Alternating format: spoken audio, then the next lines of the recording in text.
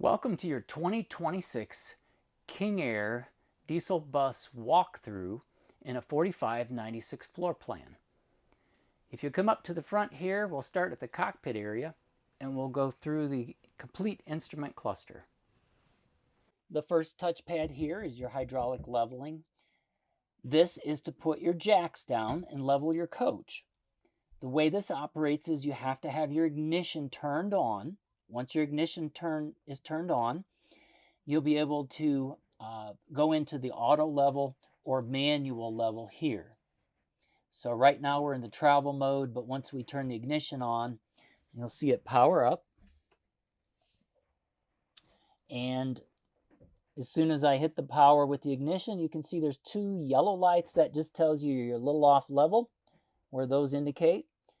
And to auto level, we're just going to hit the auto level button and it will go into its leveling process. You can hear the air dumping out of the airbags.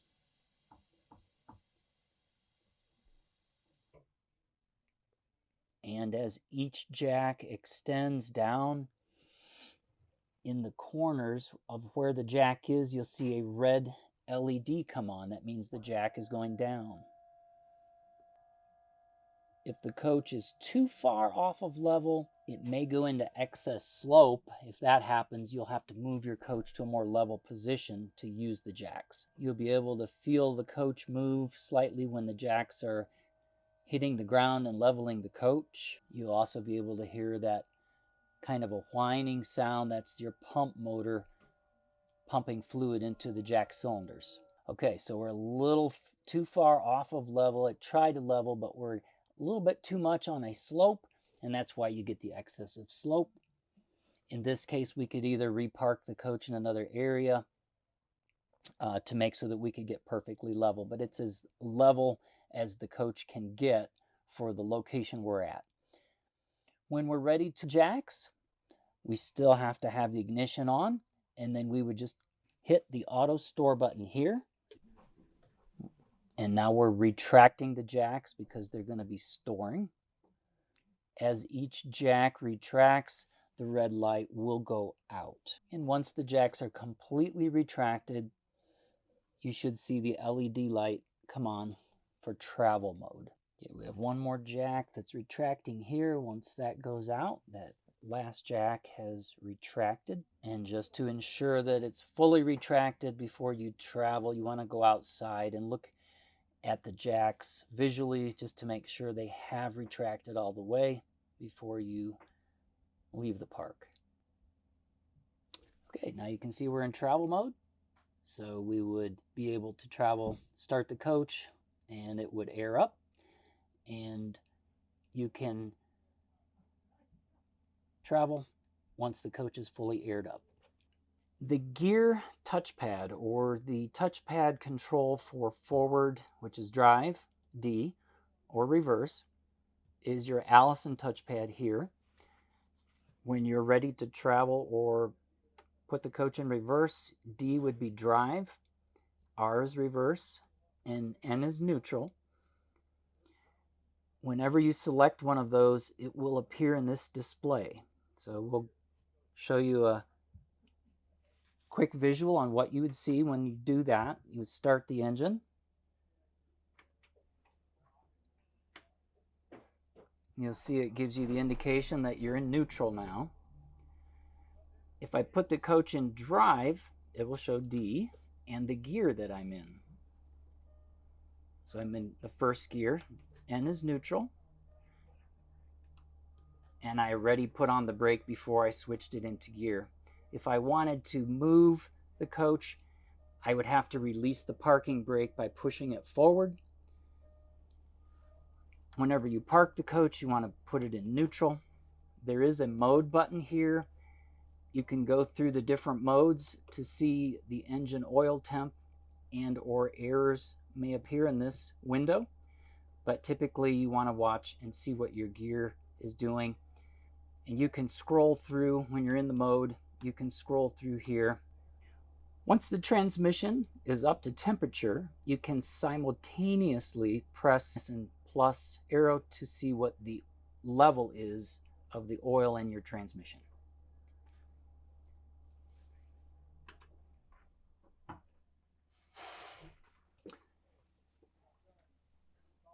The toggle switches in front of our shift is a tag dump.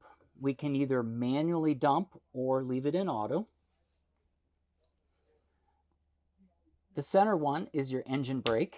Engine brake on, engine brake off. If the engine brake is on, it's going to assist you in slowing the coach down like a brake would do, but you can choose whether you want low, medium, or high for that engine exhaust brake. If you don't want any brake at all, you can just leave it in the off position. So just down from our engine brake controls, you have your USB auxiliary inputs here for the Excite dash radio. And below that one is a USB charger here.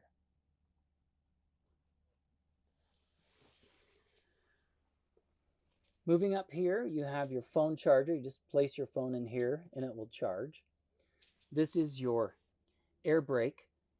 You need to have this pulled towards you to apply the brakes when you park. So always put the coach in neutral and then pull the yellow handle towards you, and that applies all the brakes in the coach.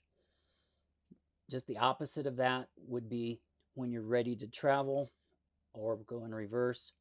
You would put your foot on the brake pedal, release the parking brake by pushing it forward, and then put the coach in gear.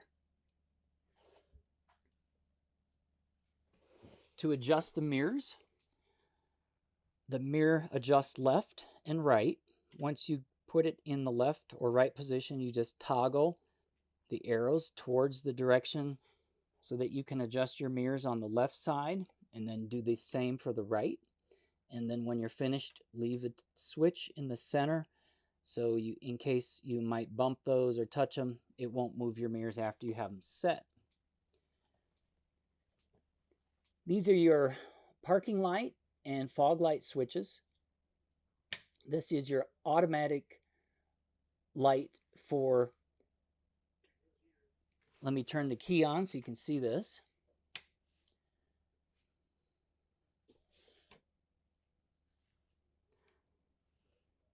So right now our lights are turned on. This is your fog light here. This is for your lights, and your automatic lights is the A. So if you have this one turned on, they will automatically come on as long as this switch is on. You can dim the brightness of the switches here.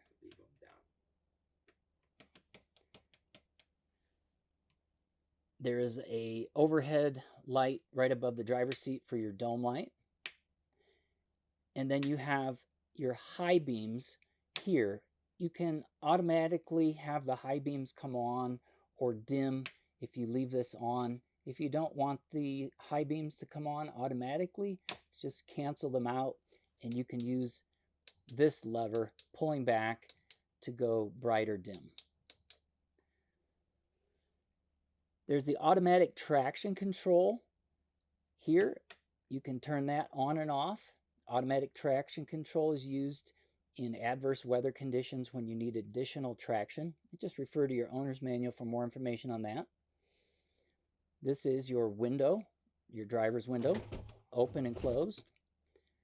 You can turn your air horn on or leave your street horn on for your horn here. The house battery boost. If we have a chassis battery, for instance, that's low and the coach won't start, we can press this down towards the chassis, and the house batteries will boost the chassis battery so you can start your engine.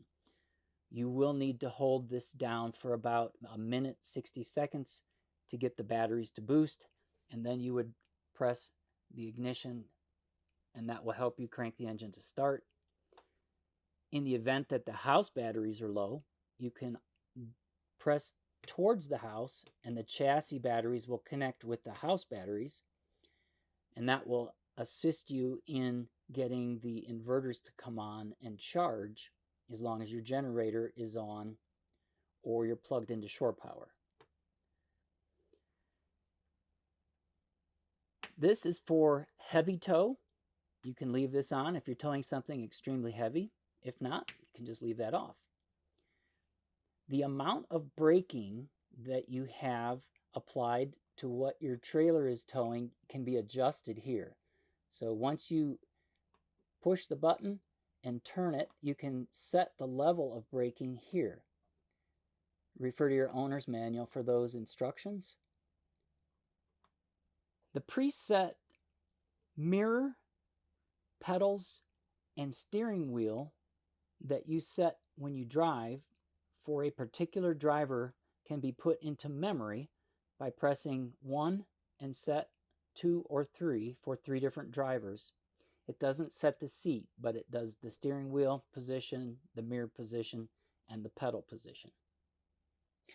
Moving over here to our glass dash, you'll see you've got the temperature, outside temperature, your fuel indicator gauge, temperature for your engine temperature, oil pressure for your engine, front and rear air pressure,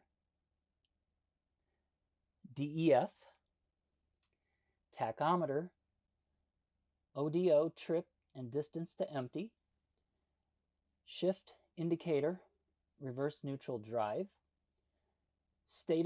not state of charge, but your amount of voltage at your chassis battery. It's 12.7 volts DC at your chassis battery now. There's no collision mitigation system on right now because we're not in the drive mode, but when that comes on, you'll see that, as well as your Mobileye for lane assist. Your Mobileye is mounted on the front windshield, and when you're driving, you'll have lane assist here and collision mitigation here displaying on the glass dash. The home screen is in the center, and the selections for the home screen can be chosen here where you see the home button. So if I press the home button, it takes me here, and then I can press the up arrows to make a selection. Let's say, for instance, I wanted to change the brightness. Once I get to that window, I can just press the OK button, and now I can adjust with the arrows. A little bit lower intensity or higher.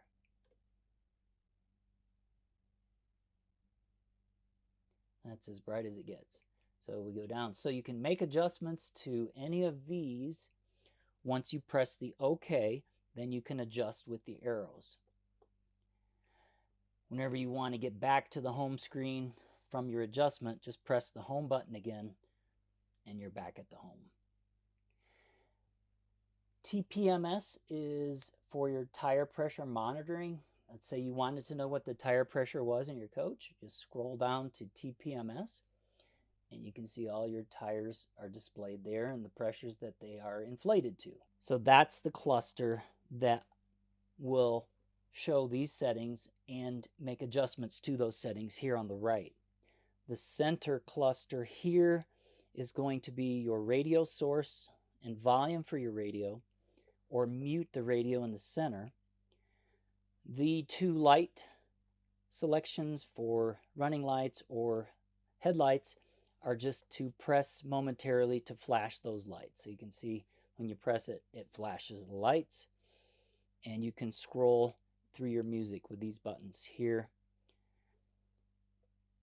The pad on the left is for phone hang up or call. As long as your phone is connected to your Excite radio, you'll be able to make telephone calls via Bluetooth, for instance. Wiper delay, wiper wash, and high and low settings are here. Once you are finished using the wipers, just to turn it off, just press the off button in the center. It will, whether it's on high or low or intermittent, it will turn it off. On the left-hand side, We have our turn signals here, left and right. If we need to turn our emergency flashers on, we pull this lever on the bottom of that turn signal. To shut the emergency flashers off, all you have to do is press up or down on the turn signal to cancel the emergency flashers off. In addition to other controls on the left column, halfway down here is a small button that you can press to reset the Trimark code. So only press that button when you're ready to change your entrance code on the Trimark handle on the left-hand side of the entrance door. When you press that button, it puts the handle into programming mode where you would enter your new code twice if you wanted to change your entrance code. To the left side of the column on the wheel here, we have our adjustments for the telescoping of the wheel or tilt. The two paddles on the right side are for the steering assist. We can go lower settings or higher, and that adjusts the amount of power steering. And then we have our pedals adjust. You can see the pedals move forward and back when we move this one.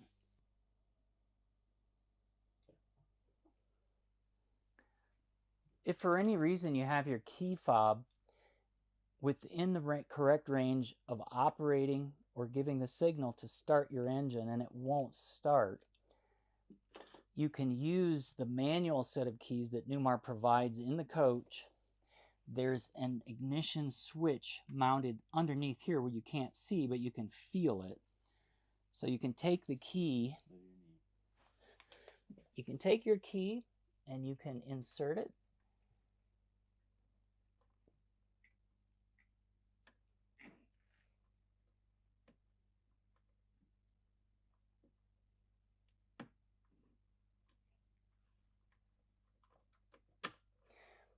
And then you can use this ignition key instead of this one to start your engine. Just turn it and that will start your engine. When you come to a stop, just turn it off. So we have a large infotainment center here. Your camera display is going to be on a split picture. You're going to have your cameras here and your infotainment center on the left-hand side. To turn this on, we just press and hold, release.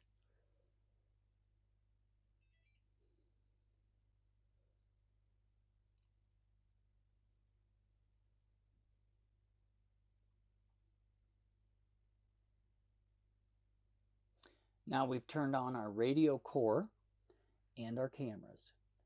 We can scroll through our cameras or our infotainment center. Here's our camera control here.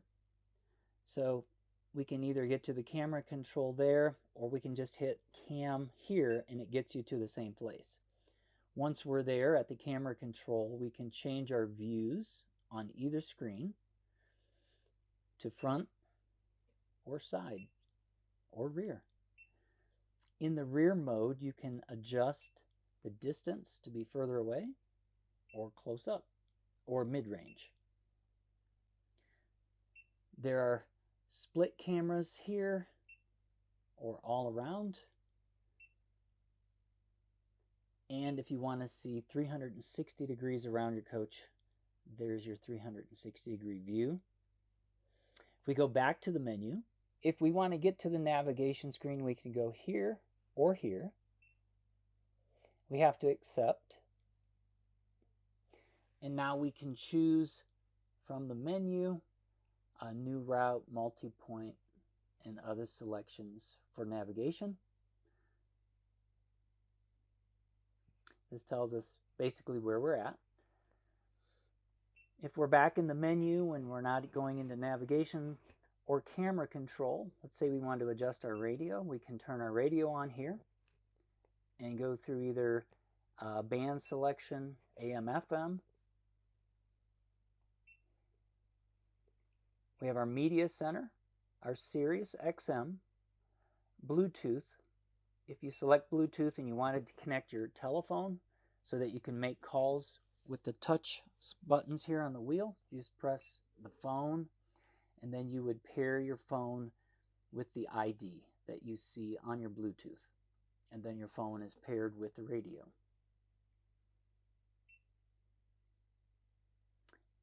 There's HDMI, auxiliary, and there's setup. So when you initially set up your radio, you can go through here and set your radio up the way you like. There's volume control for when you make a call on a paired device. And if you're done with the radio and or the radio adjustments, you can turn it off here just like we turned it on. I'll turn that off and we'll move down to the controls here. If we would like a heated steering wheel, we can turn this one on. The overhead fans can be turned on, and then we can go high, medium, or low with the overhead fans. The one just beside is a fan down at the floor level for heat coming out from the ITR Oasis. We don't have that on now, so we can't hear the fan speeds, but it's low or high, and that will give us the heat. The docking light switch on and off, courtesy lights on off. If we want to start our generator here manually instead of at the Silverleaf screen, we can start our generator here. We can see the button come on, generator starts. If we're finished with the generator, we can just turn it off. The entrance door lock is here, lock or unlock. And of course we have our visors here. Our visors are for the cockpit area. You'll notice that the visor will go up along with the shades or down. Now we have the ignition on, and you'll notice that I pressed the shades to go down, but they went up. It's a safety feature. If the ignition is off, then the shades will come down.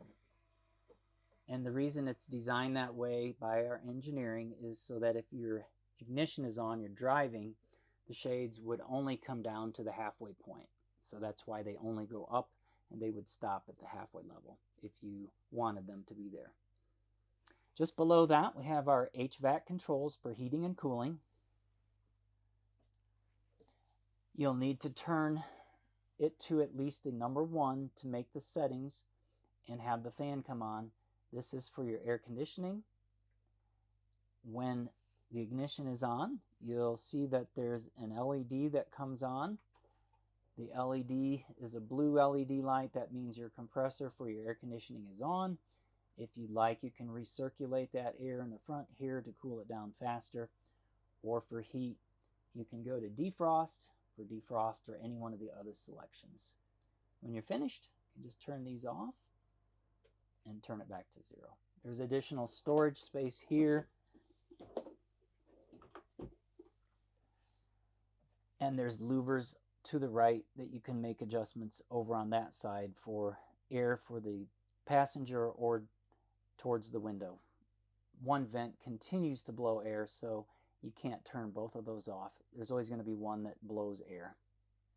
So right above the driver's steering wheel, we have this cabinet with our controls behind it. Just above it is our interior camera for facing the rear of the coach. We just lift this to open. And starting on our left side, going across the top, you'll see we have our Starlink receiver, our Wi-Fi router, which is your Wi-Fi Ranger. Over here on the right, you have your HWH master reset switch. If you would happen to need to reset the HWH, the directions on that label are you hold that down for 5 seconds. So you just press that down and hold it for 5 seconds if you need to reset your HWH steps, for instance. This is your video switch to turn your video on. And of course, that's your video splitter receiver. Over here on our left is a cover plate. Just remove this cover plate and you'll see the Victron sign here, this is your inverter system. And this is the way you turn on inverter 1 and inverter 2, and you can view in the menu and in the pages, you can go through the settings here and you can view what's happening and or change settings. So this screen, we can move it to the left or to the right, and it will display what's going on with the battery. Currently, we're at 94%. The system is inverting. It gives our status, our loads, and our charger here. It shows basically the same thing from this window, but in addition to that, it shows how the inverter is working, whether it's charging or inverting here by following the dots. You'll notice in the center, there is an on-off switch right in the middle of that inverter. In order for us to make this screen light up and work, the inverter has to be turned on downstairs in the baggage compartment area for this panel to work. So that rocker switch right in the middle has to be turned on or up, and then you'll be able to control the inverters from this panel. To go into more detailed settings, you can just press the screen, touch it once, and you'll see that the pages and the menu come up. Now I can go into inverter 1 or inverter 2, and I can go into the settings. I can scroll down in these pages, and I can look at notifications or change settings. And then in each one of these, I can press the arrow over, and then I can turn them on, off. I can see their voltages and their current. And scrolling up, I can see what the AC inputs are on the lines. And then to go back to our main screen, just press Pages button, and you're back to the main screen. So refer to your owner's manual for more detail, but that's your basic operation on how to navigate through the inverter settings. This panel is called the Winegard Television Antenna Receiver Controller. Turning it on here disables the cable because now you're going to scan for over-the-air channels. After it goes through the scanning process, you can see it scanning. It will display the number of channels that it has found. Now we're inside a building, so I don't expect it to find any channels, but after a search, typically you would show a number of channels there. And if you feel that you didn't find enough, you could always press the search button again to find additional ones. And you can fine-tune the settings. You can turn the antenna that's on the roof. You can make slight adjustments here. So there were 4 channels that it found. And again, turning it off here would then make you able to watch cable. So as long as this is off, you can watch cable, as long as your cable is plugged in. If this is on, you're only going to be able to watch over-the-air TV. Our next control panel over is for the awnings. The patio awnings are Girard awnings, and they're on the passenger side. This control is the same type of control that you have in the remote control, and we'll show you the remote. Basically, the channels show 1 awning or 2. If you go to channel 0, you're going to operate both at the same time.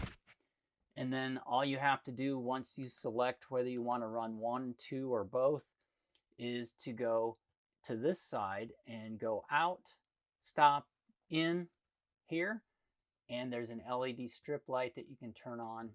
If you want to lock it so nobody can control it, you can press the lock button here. Our next set of controls over on this panel are for your BMS, BMS 1 and BMS 2. A BMS is a battery management system. As long as this blue is illuminated underneath the BMS 1 or 2, it's active and the battery is connected to the coach. If you press and release this button, you're turning off that battery supply. So I'd have to press it, hold it down for a second, and you would see the light would go off. That means that your house battery for inverter and battery on one side is off. If you see that and you didn't turn it off, that means it's down to its last 10% available in that battery.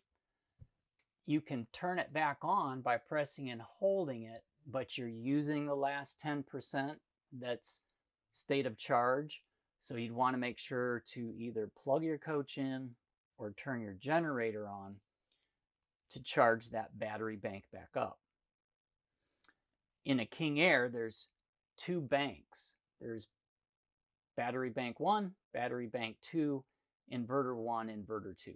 So each battery has its own inverter and can be turned off separately. We'll show you that when we get outside. Our next control over has a little note here that says be sure both driver and passenger seats are in the forward position before activating these. These are the slide out rooms on the driver's side and the passenger side. Here, out is down and in is up. Our next one over is our exterior LED lights and our entrance step. So if we'd like to have our entrance step stay in the out position, even though the door is closed, we can turn that on. If we want the step at the entrance door to open and close with the door, we leave that off. Our Wi-Fi router switch is here. That's the Wi-Fi Ranger router here. We can turn that on or off. That gives it power so that the Wi-Fi Ranger is on. This panel is optional equipment. Our security sensors can be enabled here or disabled. Driver security lights, passenger security lights, privacy drape. These are the drapes here in the front area, front privacy drape, door privacy drape, and then of course the passenger window drape. One thing that I did not mention is a 120 volt outlet at the top.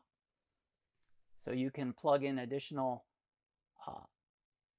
controls up here if needed. And when you're finished in this area, the light will go out when you close the door.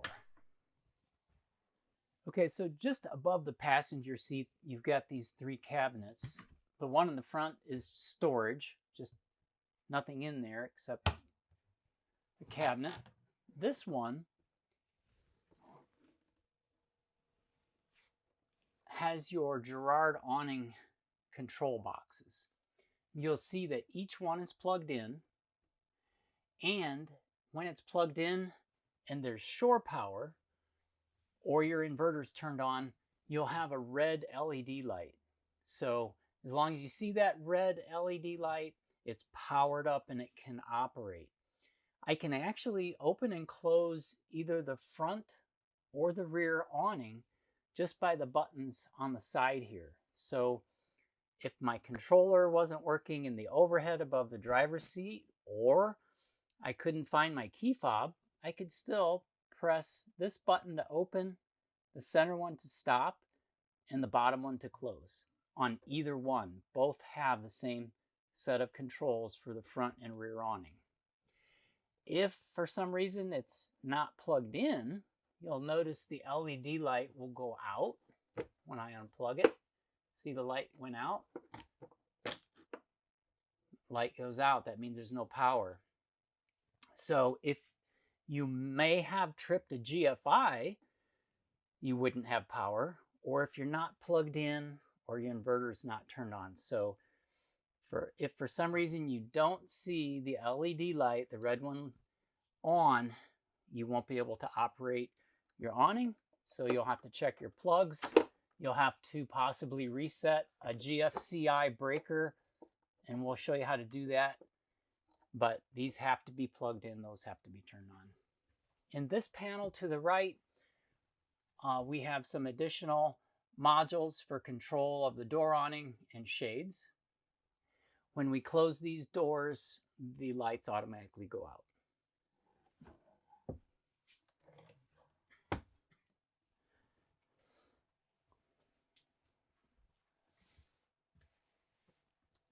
Here at the so as you're entering or exiting the coach, here at the front dash panel, there's a switch that's labeled ceiling lights, all off or on, so that if you're coming in the coach and you press up, that turns all the lights on or off.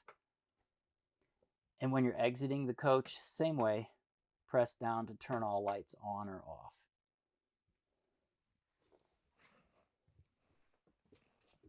Here at the passenger seat, our set of controls, starting at the bottom, is a black switch. That button switch is the HWH step that extends with the 3 steps here. If for any reason that step is in and you want to override it to extend it, just press this button and the steps will extend. This is the stepwell lighting switch here at the steps. Our baggage lock for all the compartments, lock is down, unlock is up, and our battery disconnect. When this red LED light is lit up, that means our batteries are operating with the coach and we can run our water pumps and other functions in the coach. If this is turned off, this red LED light will go out and we won't have anything working inside the coach because our house batteries are disconnected. Just below here near the floor is the fire extinguisher. If you need to use the fire extinguisher, there's a quick release lever. Just flip up here and then grab the fire extinguisher off. To put it back, just set it in place and put the clip back down. Above that, you've got your cup holder, step cover, which we'll show you in a second, your visor control, your map light control, and your patio lights. You can change the color to white or amber when you press this. There's a phone charger here and a buddy panel which mirrors the panel up in the front for the driver's side. So everything that you see at the driver's screen, you can use this screen to help navigate. The passenger can control the radios, navigations, and even go through the camera and go into different views on the camera. When you're finished with this, just push back and then rotate this handle to lock it in place. If you want to power it completely down, just press the power button to turn it off. There is an additional charger port here for 12-volt charging.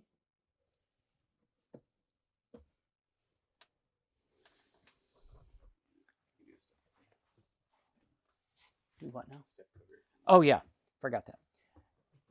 So we showed you the step cover switch. The way that works is there's a cover that comes out and it covers the steps. Obviously, that's why it's called a step cover, but it allows you to stand in this area without having to go down the stairs. Just by pressing this, a cover extends and then lifts up and it locks in place, then release the switch. Now you can stand in this area. So it makes this more of a living quarters now, or as you're traveling, you'll be able to get in and out of the seat better. When you're finished using this step cover, just press the opposite way. We'll go down and retract. Hold it until it stops, then release.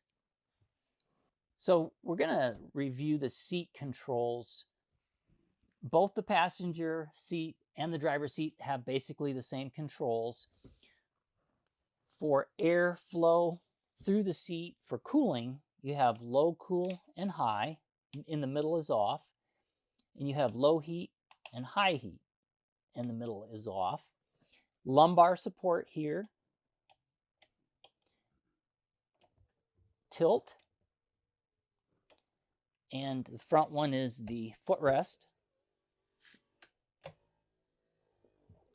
Forward and back. And to tilt the whole base, you can just turn this up and down to tilt. The armrests go up and down. To rotate the seat towards the living area or towards the driver area, I'd want to have the armrest down. There's a lever on the right, which will show you. Lift the lever, and then you can rotate the seat counterclockwise. You can see this is the lever I had to lift to release to unlock the seat to move into the living room area. There's another control on both seats for the massage. And of course, the different selections for zones in the seat, intensity and speed. Top button is power off.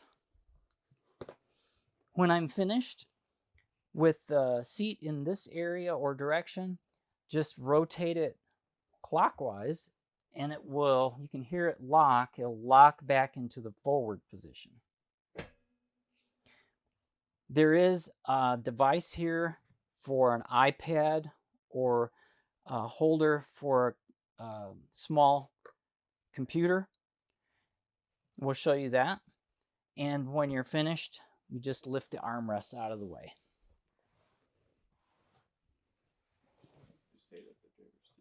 The driver's seat has the same operations and the same seat belt on both sides.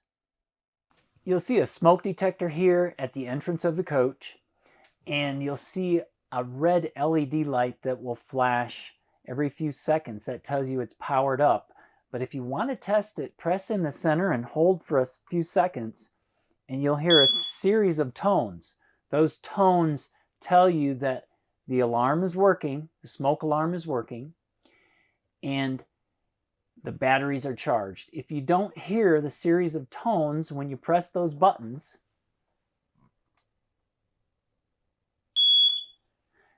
that means your batteries need to be replaced. If the batteries needed to be replaced, you can just pinch and pull down, and you can see your 9-volt battery here that you would need to replace. And then once you replace it, you'd want to make sure you see the LED light flash and check for that tone by pressing the center. So as we move over into the living room area, we have a speaker here. Below that, we have our temperature sensor for the room in the front zone area for heating and cooling. Below that is our 120 volt with 2 charging ports here, USB and USB-C. We have our day stand with storage compartment. We have our TV lift. On both sides of the TV lift, there is a 120 volt outlet on either side we can plug into. If we're not using it, we can just press to release and push down to lock. Our motion sensor enable and disable is here for the security system. And of course, our shades are operated with our touch panel. We'll show you that in a minute. To operate the lift, the TV lift is the same. There is a control panel across from the TV here in the living room. You can select the TV lift button and press up.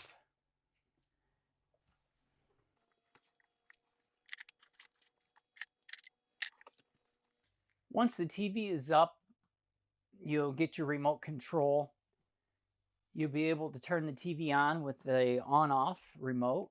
Once it's turned on, if you're going to watch over-the-air TV, we have to go back to the front of the coach and turn on the wine guard, scan for channels, and then we have to go and scan for channels on the TV.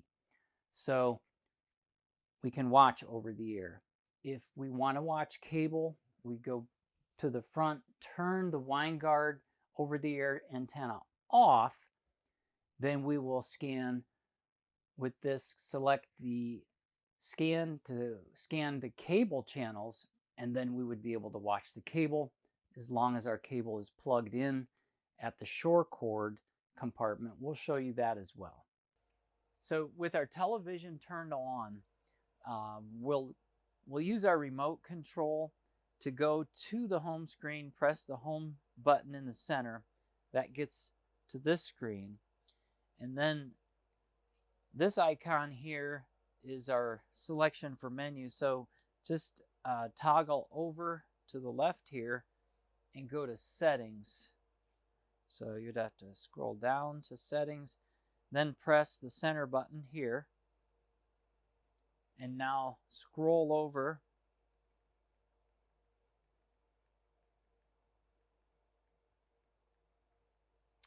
to all settings.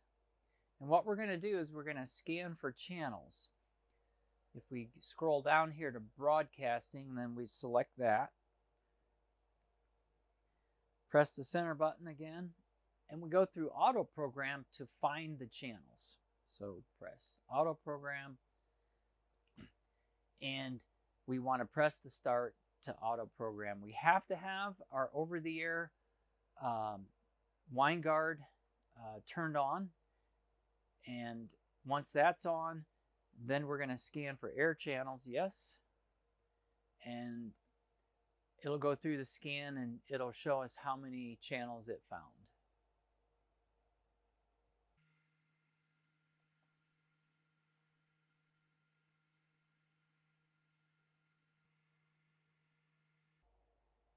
"39 channels." So we can either scan again, or we can go to our different settings or just close. You'll have to scan the same way with the wine guard antenna off if you want to watch the cable channels. So if you want to scan for cable, turn the over-the-air antenna off and then scan again for your cable channels if you have part cable available and want to watch cable.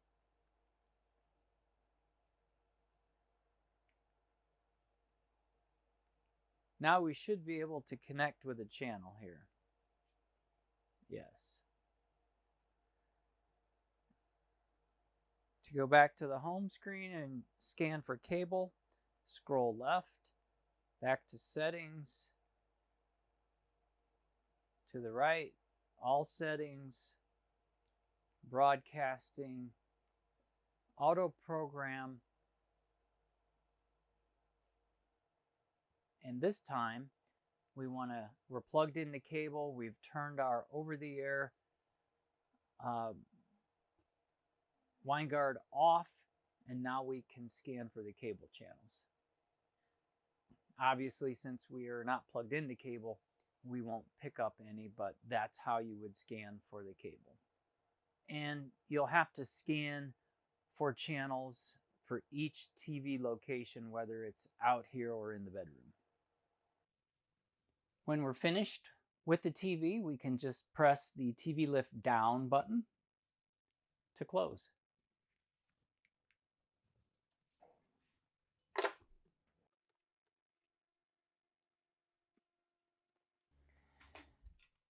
This sofa will automatically extend and retract with the control on the side to open and close.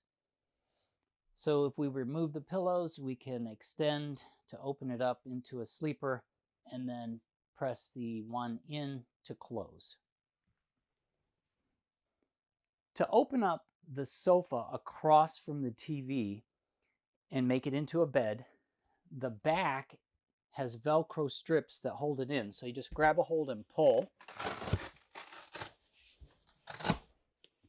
and then lift this out of the way.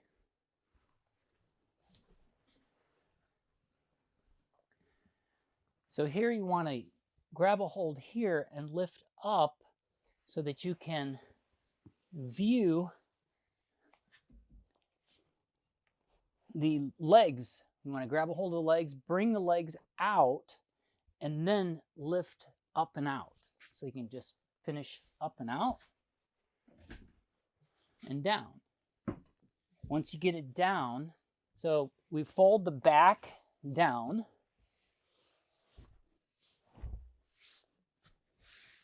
And that's your bed.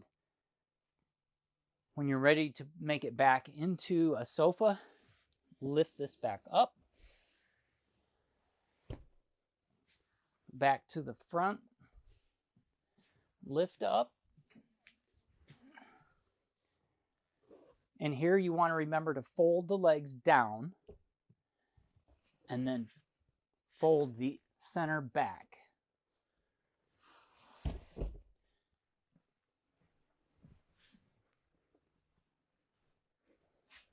And line up our Velcro on both sides.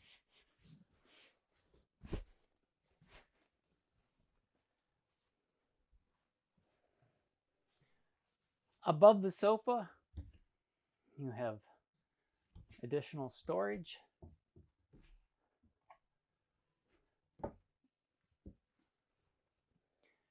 And we mentioned the TV lift control. This panel is the same type of a control panel that you have in the center of the coach. It's just a little bit smaller, but it does all the same functions. So to wake it up, just touch it, and you can find at your home screen, which is down at the bottom, just press the home, the icon of the picture of a house. Now you can see all of the selections that you have: lights, ventilation fans, shades, TV lift, climate, which is your HVAC, climate control, floor heat, power, tanks, and exterior. So if I wanted to operate the lights, just press the lights, dim, brighter. I can choose whichever room, or I can press all off, all on. Back to the home screen, I can go down to, say, the ventilation fans, kitchen, half bath, or bathroom. I can turn those overhead ceiling fans on, the fantastic vent fans, turn those on and off. Back to the home screen, shades. I can close or open the shades. All coach day or all coach night. We can operate all of them at the same time here, or choose a room.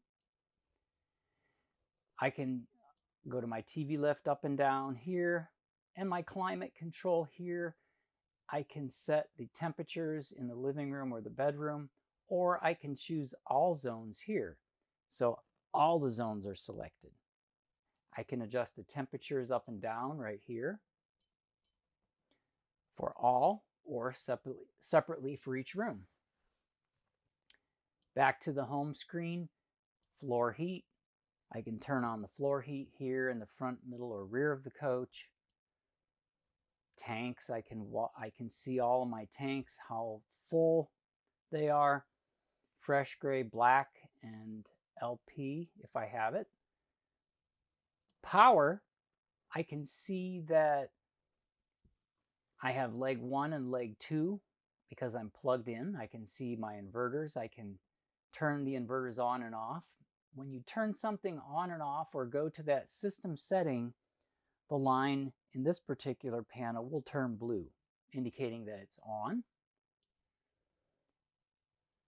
And then, of course, the exterior, I can operate, let's say, for instance, the door awning. Open and close the door awning. Operate the lights. Lock the cargo compartments. And then back to the home screen. Again, this screen does pretty much everything that your larger 10-inch panel screen does. To the left of this theater seating, you've got your touch panel. This touch panel, it wakes up when you press it, It's got all of the icons that the main 10-inch panel has in the hallway.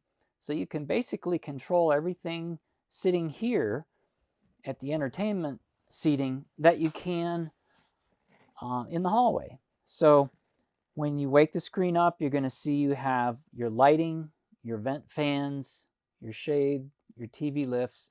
On the left and on the right, you've got your climate control, which is your HVAC system and heating. You've got your floor heat. You've got your power. Now the power, that's going to be it's going to be all of your power systems. You've got your solar generator. You can turn your generators on. You can turn your inverters on and off. And it also shows your charging for your batteries. Going back to the home screen, below the power settings, you've got your tanks, and then below that is your exterior. So we'll just start at the top left, and we'll go through each one of these icons briefly. Keeping in thought is when you turn one of the functions on, you'll see a blue line that goes on the bottom of that icon, and the blue line means that it's turned on. So we'll go to lighting. So to turn the kitchen lights or ceiling lights on and off, you can either use the slider, which is on the right, or you can just press kitchen on or off here. Kitchen on, kitchen off, ceiling on, ceiling off. Or you can just use the slider and adjust how bright you'd like it. You can scroll to the bedroom and turn the bedroom lights on and off, courtesy or accent. To go back to the home screen, just press home, and now you can go to the next function. Let's say you want to turn the vent fans on, just press the vent fans. Now you can choose the room, kitchen, half bath, or bathroom, and you can select high, medium, or low, and the fan will come on in that room. If it's raining or there's moisture and the fan will not turn on, but you want to override the rain sensor on that fan, the rain sensor override is at the bottom of the switch here, and you just press the rain override, and that will allow the fan to come on whether it's raining or the sensor has a little bit of moisture on it. To turn the rain overrides off, just press it again. You'll notice the blue line will go out and the rain override is off. Going back to the home screen, the shades, we can do the same way. Living room shades, kitchen or bedroom.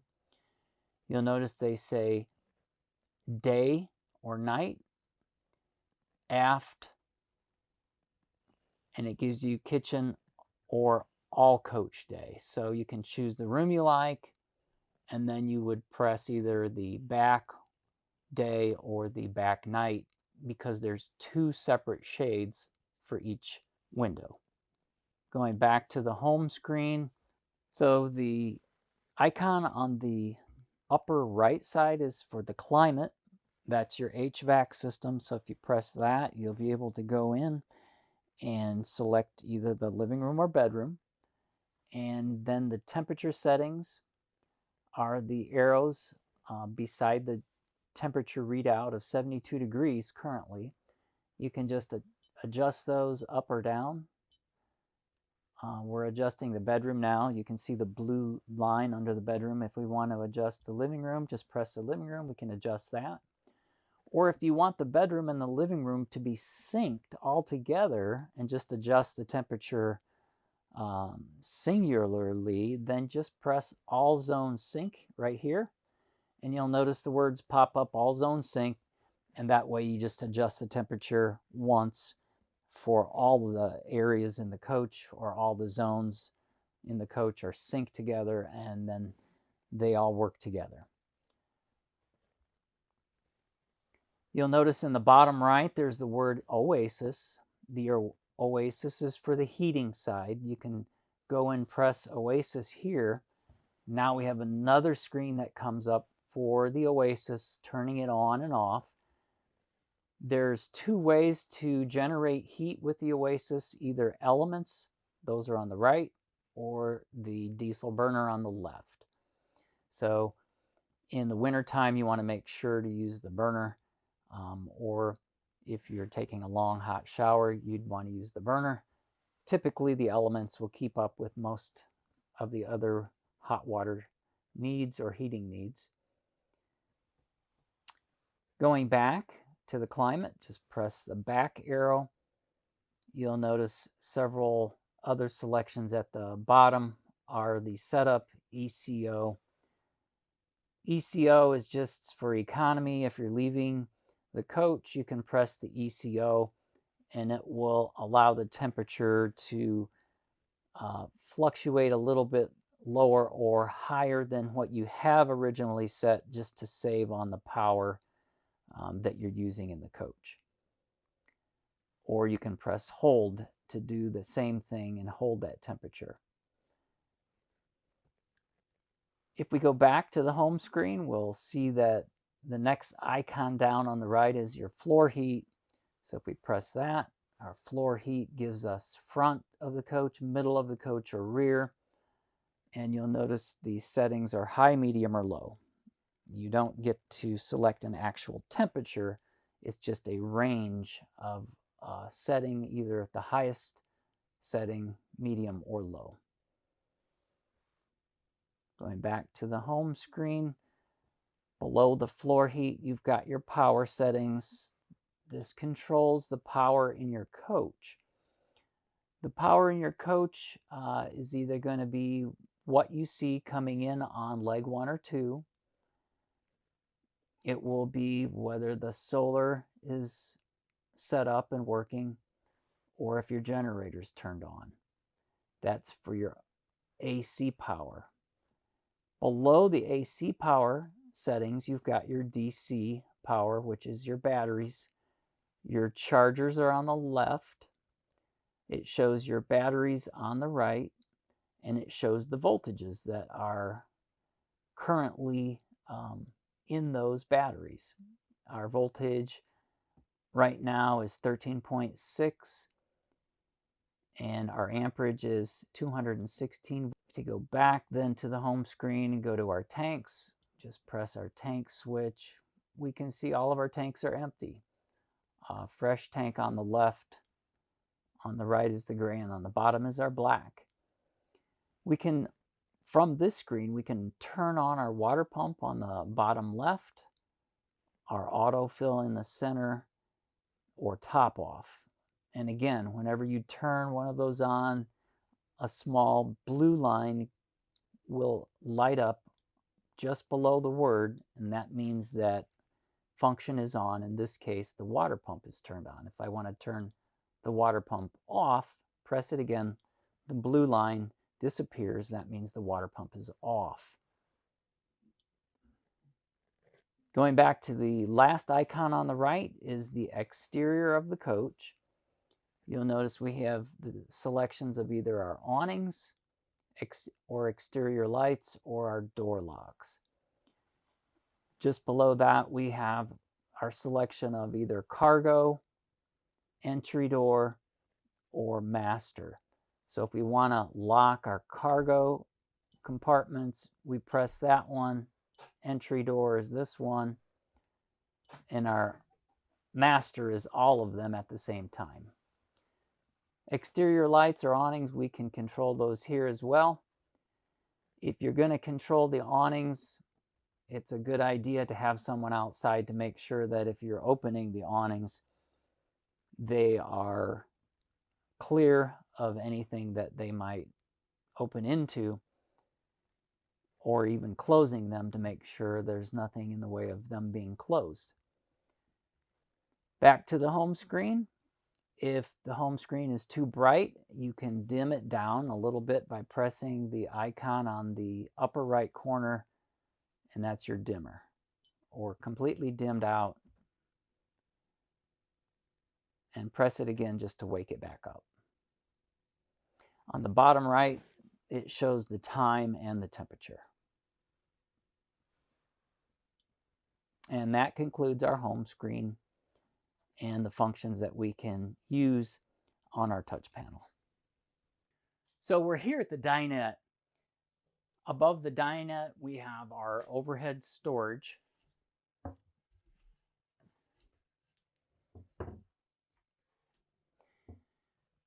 The table can extend. There are 2 additional table leaves that can be added once you pull the table out. If we're going to pull the table out and extend it, there's a leg that's hidden underneath that folds down. So let's show you how to do that. Grab a hold of the table and pull it out. You can add 1 leaf or 2. We're just going to add 1. So you just set the leaf in. Now there's a leg that's down here that's magnetically held, so just pull it down. Now we want to lift slightly and push in.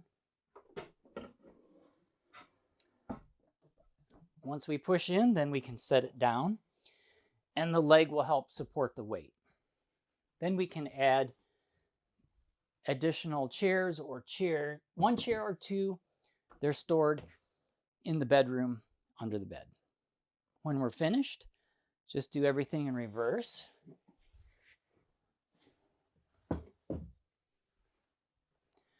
Lift up and pull out. Remove the leaf.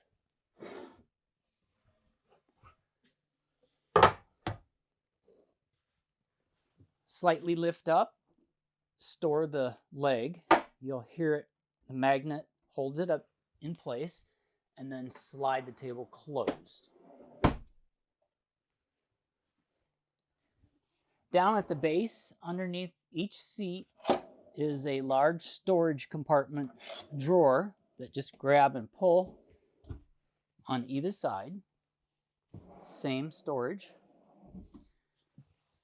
And on the back, underneath the table, there are 2 additional doors, and the plumbing goes behind that panel. So to access that, you would remove that panel.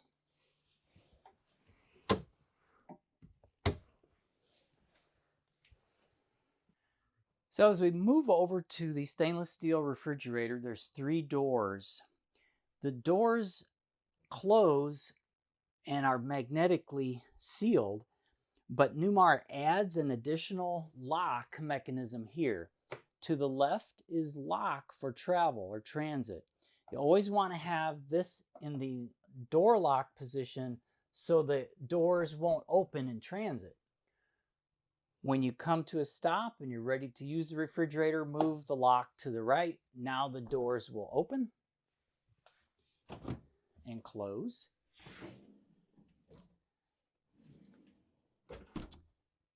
At the top left is your water filter. The way you install that is it comes in a box, and just remove it from the box. Take the plastic cover off. Pull this open. Push this down. Rotate this off, and then install the filter and line up the lines. There's a little antifreeze there. Line up the lines, push it in. This is a plug that comes with the refrigerator. This plug keeps everything sealed when you're not using the water filter. When you're finished, just close this. When you're finished, lift this up and close this panel.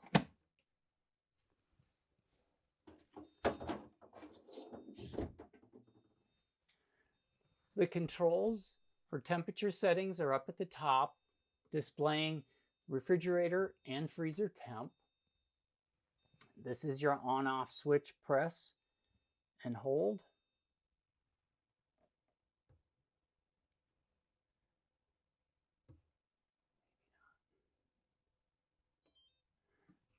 You have to press and hold it for about 4 or 5 seconds. Press it again to turn it back on.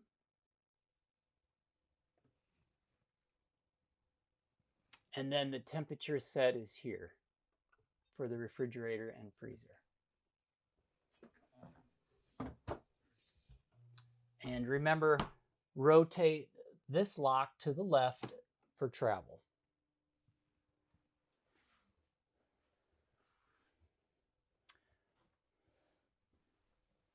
This door is the entrance for the pantry.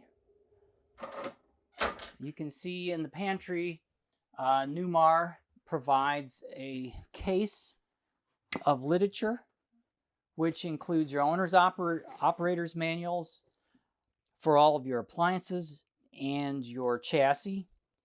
They're labeled plumbing, heating, exterior, electrical, and appliances. So you can refer to those manuals, take some time to read them. The registration for the warranty cards are here. You can do that online or you can mail them in, but you should fill those out and register your appliances for the warranty. So in the pantry here are push to open doors. So if I press that door, that will open and close. Same with this side. So you've got storage here, here,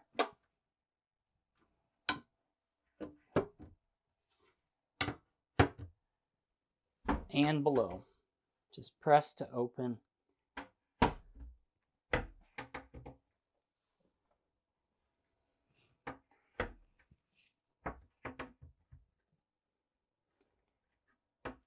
And on the wall here is another touch panel control, and it's the same as the one we showed you in the living room and the main 10-inch panel. When we're finished in this room, we can just turn the lights out. To open and close the door, there's a latch they have to push down and then close.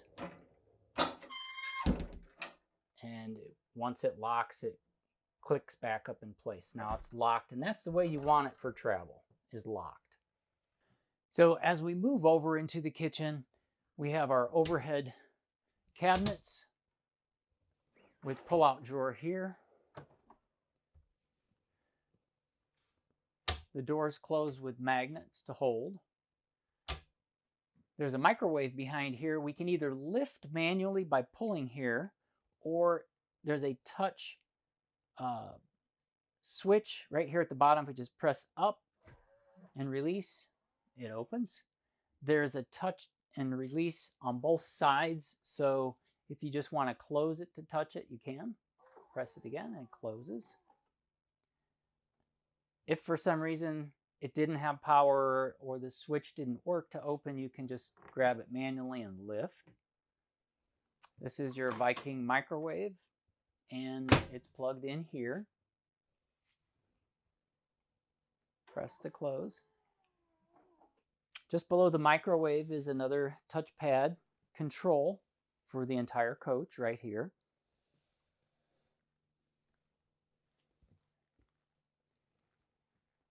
If you need to plug anything in to, let's say, a 120 volt outlet, those are here. Press and it will automatically come up, and then to store it, just push down to store.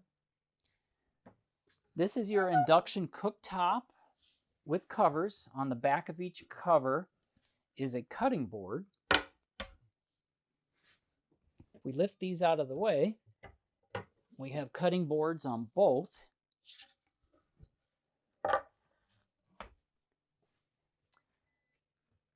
So to turn on the cooktop, you would have to have your pan set in place. They have to be a magnetic type pan. Once that pan is in place, then you'll be able to turn it on and off here. If we don't have a pan that's magnetic, it won't turn on. When we're finished, we can take the cutting board, turn it back over, and set it in place. And our sink covers are pretty much the same, just lift, hot and cold. It has an extending wand, and this is your fresh water dispenser here with another 120 volt outlet in the back.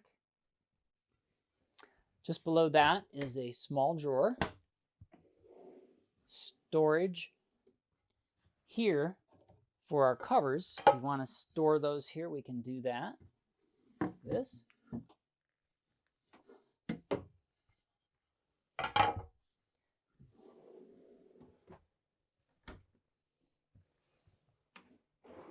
Pull-out drawer for utensils.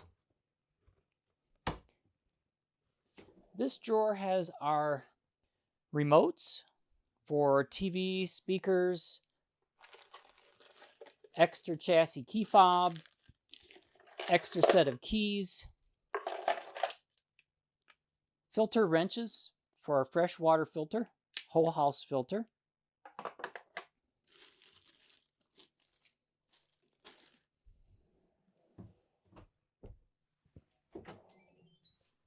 dishwasher. If the door is locked, you just tap it 3 times and it will unlock. And the controls for settings are inside here. So once you make your settings for the wash or rinse cycle you like, then you just close the door and it will activate. More storage. The louvers are for the heat that comes out in this area. More cabinet space above our coffee espresso maker. Just refer to your owner's manual on how to operate. Another pull-out drawer. And our cooler for beverages. There is a lock for each door, and the key is in the drawer right at the sink. So once we close the doors, if we want to lock, we can lock both or one. So here, just behind the kitchen in the hallway, we have our touch screen to wake it up. Just touch it. This has all of the icons at the base or the bottom to control the functions in your coach: home, climate, shades, fans, and over to the right in the end is the lights. Displays our tanks. This is the home screen. If we want to dive into each one of these separate, we can go into temperature settings to turn on the heat, for instance, the Oasis burner. Once we turn that on, you can see the blue highlight, meaning that function is turned on. If we press it again, it goes out. Same with the shades. You can control all or each room, and fans, floor heat, and power. Inverters are on because the blue line is there. If we press that again, you see the blue light goes out. That means that inverter is turned off. Exterior controls the awnings, lights, and door locks, and then of course our lighting control is here. The screen has a dimming function here at the top right and a Bluetooth connectivity so that you can actually connect your smartphone or iPad via that Bluetooth connection, and then you can use your phone or your iPad or smart device and control your coach with the same type of controls that this screen does. So as long as you're connected with the Bluetooth, you can actually do everything that this panel does. So let's go to our home screen, starting at the left and the bottom, and we'll just go over this briefly for each of the selections you can make. From the home screen, you'll notice in the very center of the screen, you've got all zones are synced together at one temperature. So we can adjust the temperature in the coach just by pressing here for temperature up or temperature down. And we can select the upper left or left side here. We can look at our tanks, water pump, and each time that we press a selection for those icons, you'll notice there's a blue line that appears underneath. That means that it's turned on. The cargo entry master locks, these are all door locks here on the right hand side. And just above that are your lighting and shade controls. At our home screen, we can make some basic selections on our climate, which is in the center, or on the right, we can adjust our lighting or shades. But to do more of an individual setting, we would choose an icon on the bottom here, on the bottom row, and we can go into those rooms or climates individually. The home screen is just for making those quick adjustments and looking at our tanks and or our batteries. Shows our house and chassis batteries state of charge for our house because they're lithium batteries, and our chassis battery voltage. So starting at the bottom left, just beside the home screen, which we're on now, is we can go to climate. And you'll notice that the icon in the center appears the same. It looks the same, but it shows the temperature. And now we can go into each one of those rooms, living room, bathroom, or bedroom, and we can change the setting individually, or if we leave all zones synced, then we can make the temperature adjustment here up or down, and all of the rooms will be at close to the same temperature. You'll notice on the far left there is an icon for setup, so we can go into a more detailed setup for our climate. Enable climate here. You'll notice in the center, enable AGS. So if we enable our AGS, which is our automatic generator starter, that way if we have our temperature set for our air conditioner, we'll be able, our temperature will maintain if we're not plugged in because the generator will come on. But you have to enable the generator if you want your temperature to be maintained, let's say for air conditioning in the coach. Just to the right of that, you have your dual heat. And we have, if we go back to that climate screen, you'll notice on the right-hand side, we have our Oasis. The Oasis is our hydronic heat for water and air heat. You have to have the Oasis burner turned on. So if you press that, you'll notice the blue line comes on. That means the burner is turned on. And then it gives you a status on the right. Burner is active. In addition to the heat from the burner, you can select the element 1 and or 1 and 2 just below that. Just by pressing them, you'll see the blue icon come on or off as I press it.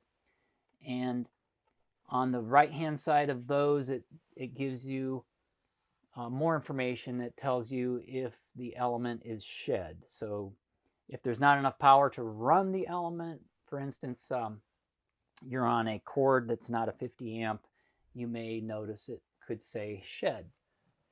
Just below that, you've got your half bath heater. Inside the half bath, there's a blower for heat. We can turn that on and off as well. Moving to the shades, you've got your selection of room, living room, kitchen, bedroom, bath, or half bath, and then the day or night or all coach day and all coach night shades. Just beside that, you've got your fans. We can control the fans in each room, kitchen, bathroom, or half bath just by turning it on, and high, medium, low for each fan. If there's moisture in the air that might stop the fan from opening and coming on, you can press the rain override switch. If the rain override is on each one. So if you want the fan to come on and the lid to open, and it might be a real slight mist or rain outside, you can do that just by overriding the rain switch. Just to the right of that, we have our floor heat, front, middle, or rear. We can turn our power on first. Once we turn our power on, we show the icon that it's turned on, and then we can select low, medium, or high for each one of those areas. It doesn't set a temperature, but it gives you heat in a range of those settings. Our power icon is showing our power systems for alternating current or AC power on the left. And then on the right side, you've got your solar and generator. On the left side, you've got more detailed information on each leg coming in for 120 volt. And if our inverters are turned on, inverter 1 and 2, you'll have the blue icon that's lit up underneath. You want to leave your inverters turned on in case you lose shore power or generator. That way the food in your refrigerator will stay cool. On the right side, you've got your charger settings, 1 and 2. You want to leave your chargers on so that your batteries will be maintaining a good charge. The battery states of charge are on the very far right. The chassis voltage is given, and the house batteries, you don't get a voltage, you get a state of charge, and they're at 76%. The next icon over is systems. If you press that, you're going to see more detailed information coming in on leg 1 and leg 2 of your shore cord. It gives you the volts that are being supplied along with the amperages that are available. You'll notice that there is a blue line under everything that is operational or functional. If the blue line disappears, that means that that particular device, let's say for instance the AC, which is your rooftop air conditioner, if that blue line goes out and it's just a small white line, that means that it's been shed or it will not operate because there's not enough power. And you would typically see that when you're on a cord that's not a 50 amp supply cord, or if you're not running your generator. The next selection over is solar. If you have solar panels up on your roof, you're going to see the status and the voltages. The next one over is your generator. You can start your generator or stop your generator, and it gives you the demands that are being used. You can go into setup here, and if you need to set up your quiet time, you can do that for quiet time and the duration of hours. The chassis state of charge is showing on this screen as well. Our next screen over is the exterior. Our awnings. In the middle is your exterior lights and your door locks. Just by pressing any one of the awnings, you're going to open or close it. If you're going to operate your awnings, you should have someone outside to make sure that the awning is not going to open into something or close something, and you don't want something to be in the way of it. Obviously, the exterior lights on off, or you can adjust the setting in the bar in the center.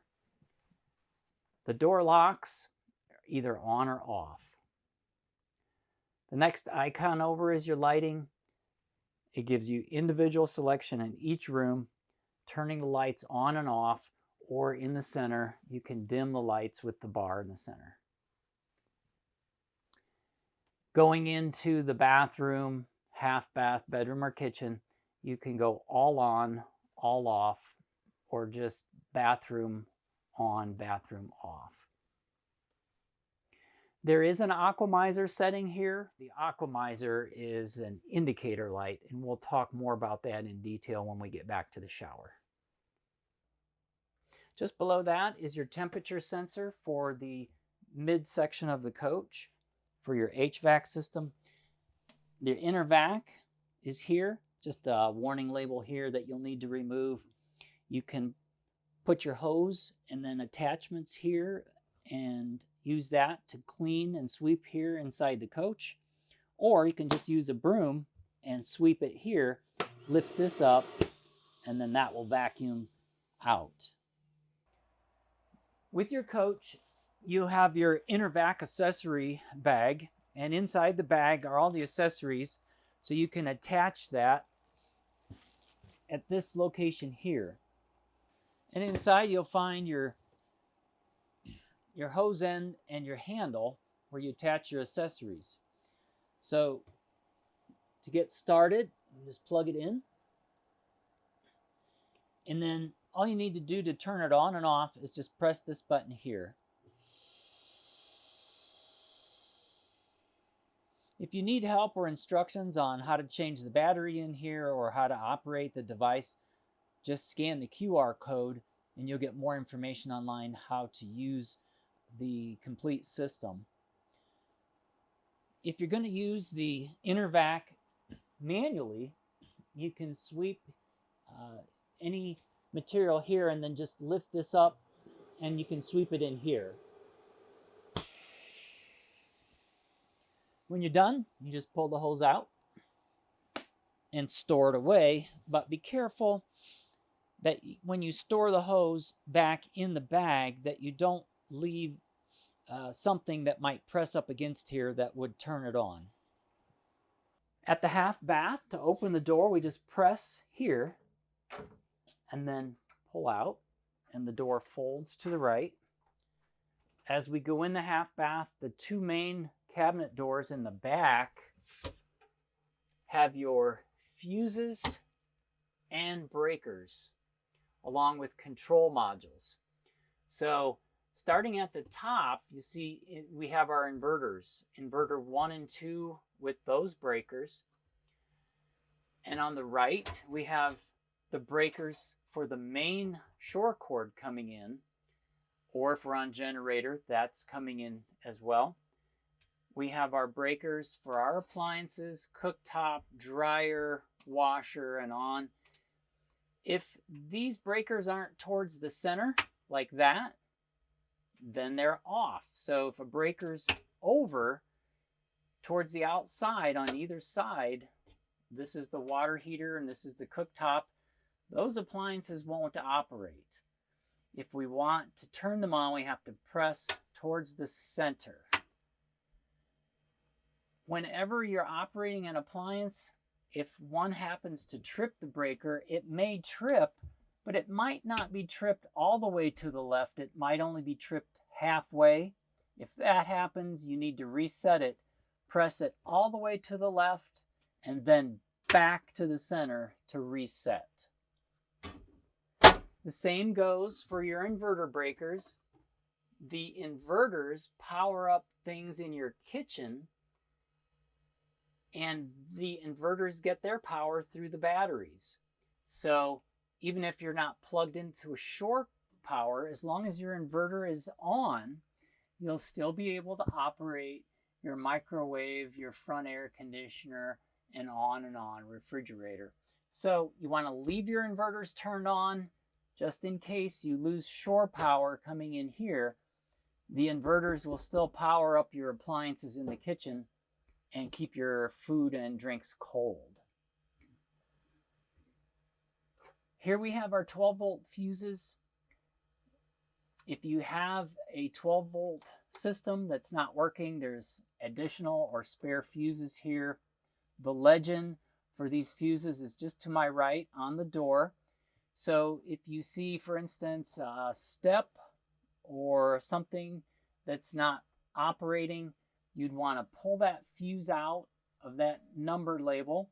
Once you pull the fuse out, check it. If it's broke or not put together in the center, you can see it's blown. You want to get a spare fuse that's the same number. This is a 20, so you'd grab a 20. This is your spare, and you'd put that in there if it was blown. Make sure you match the number with the spare.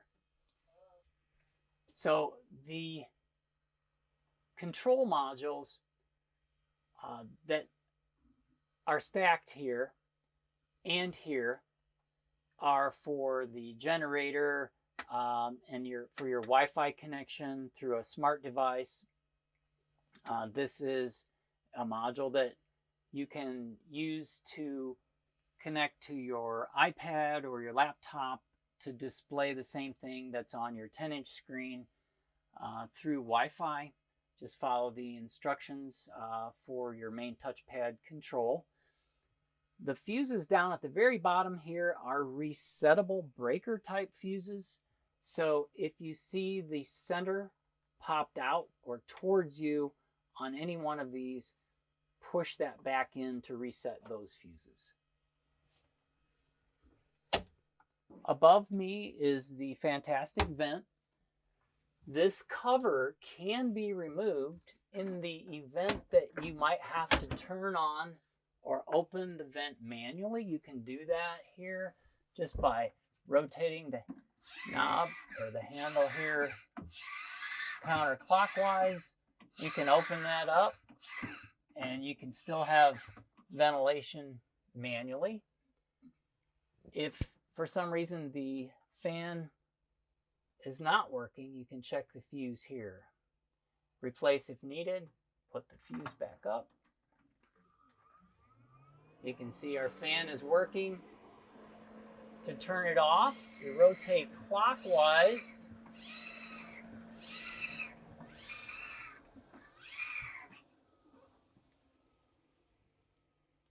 And when we're finished, we can put align our latch on both sides back up and then push up firmly to lock in place. Medicine cabinet is here with the mirror. We have our touchpad control here. This is the same as the one in the living room. Faucet on and off. Storage here, here, and here. The Dometic toilet that I'm sitting on can be flushed here. Just press the bottom one to flush. If we want to add water to the bowl and make the level higher, we can add water just by pressing this button. If you press the flush button that's not flushing, more than likely this tank level will be lit up red. So if you see a red light here, that means your black tank's full. That's why it won't flush. You'll need to empty your black tank. If you see this black tank light come on yellow or amber, it means you're at about the 75% level and you got to start thinking about emptying that black tank. So as we come into the bedroom, you can see the sliding door is in the travel position, which is open and it's locked. To unlock it and close the door for privacy in the bedroom, you press down and the double doors will close and they'll lock in the closed position. Just to the back side of the doors is our temperature control. This is a magnetic charger here for your phone above the nightstand compartment. Storage there and above. There's a 120 volt outlet in the back in case you need to run a cord down here or a CPAP machine there with the hose for the air coming down in this area. A touchpad here Same as the touchpad in the rest of the coach for controlling all functions in the coach, including your shades. More storage in the center and that end. The nightstand on that end is the same. In the center is the charger and the door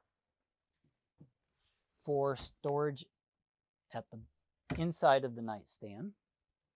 So here in the bedroom, there's a set of discharge air ducts that blow from the rooftop air conditioner down for heating and cooling, and a set of filters. To clean those filters, just grab a hold of this, the magnets release, and then once you bring this down, you can grab the filters and clean those. That should be done every week if you're living in the coach. So in the bedroom here is your CO2 detector. It operates pretty much the same as the smoke detector in the front of the coach. This one, if you press to test in the center and you don't hear a tone, just squeeze it slightly, pull down, check your battery, replace if needed, then put cover back up and press to test again in the center. If you press that center button up for a second, you should hear a series of tones that tells you that it's activated.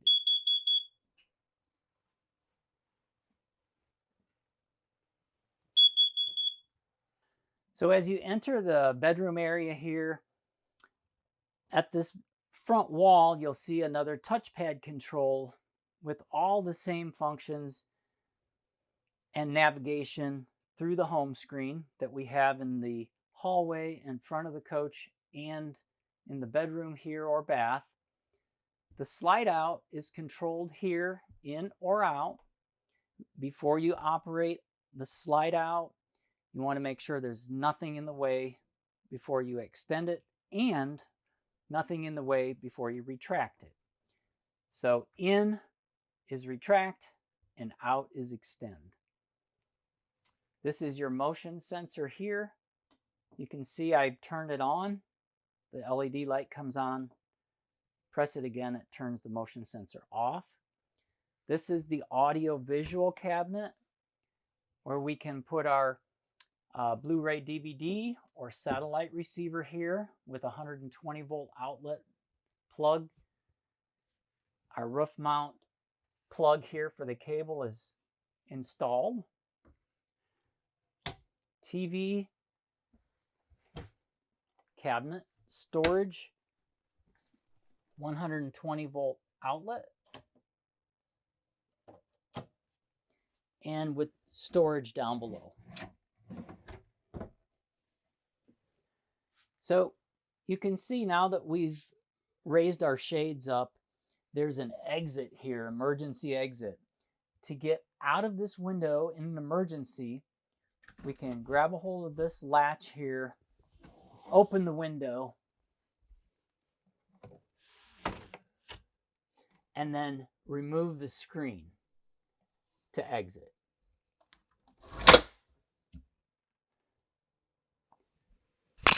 Close the screen again, just bring it over, close the window, and latch. So as we enter the full bath in the rear of the coach, these set of dual doors are for the washer and dryer. The dryer controls are up at the top, and the washing machine here at the base has a special notice. And basically this is telling you that you need to remove the outside drain cap before operating the washing machine. A lot of water comes in and exit out into the gray tank. So the gray tank valve needs to be open and the hose needs to be connected to the sewer drain. Otherwise, the water that's going out of here will eventually fill up the gray tank and could come up in the shower here if it's absolutely full. So just remember, open up the gate valve for the gray tank so it drains out while you're doing the wash.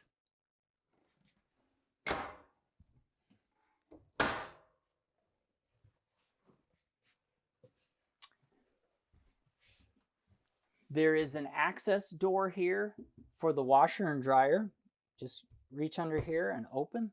You can see the plugs for the washer and dryer in the back, along with the spigots for the hot and the cold water lines. The Dometic toilet flush control, it operates the same as the one in the half bath. There is an emergency exit door here in the back of the coach. If you need to exit out, there's a special ladder that drops down. We're going to show you how that operates. So we're going to lift the shades up.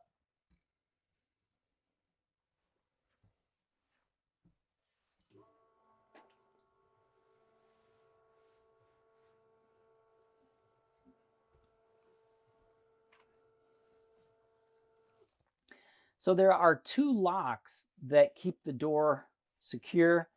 There's a deadbolt lock and unlock, and a door lock and unlock.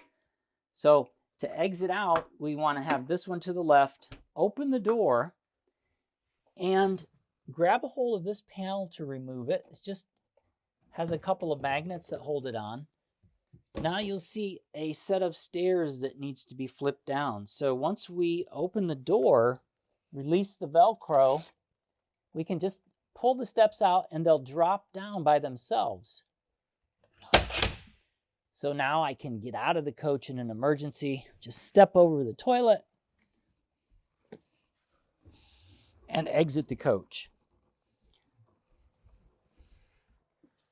To store these back, they just telescope up and then rotate up and get them out of the way.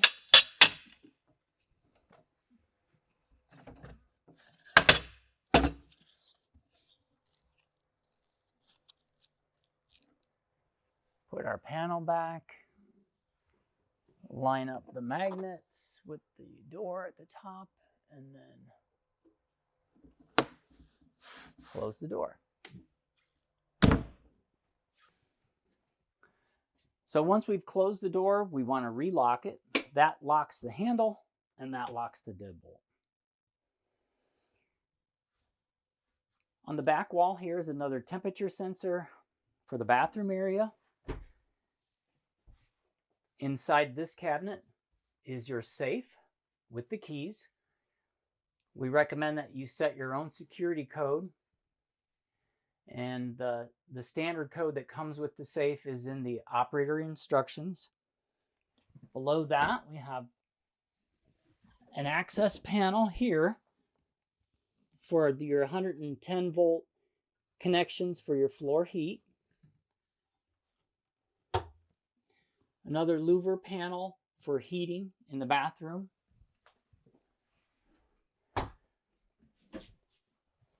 Storage and drawers here under the sink.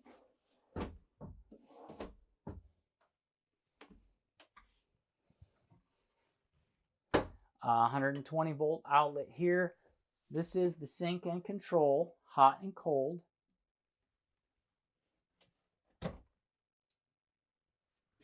Medicine cabinet.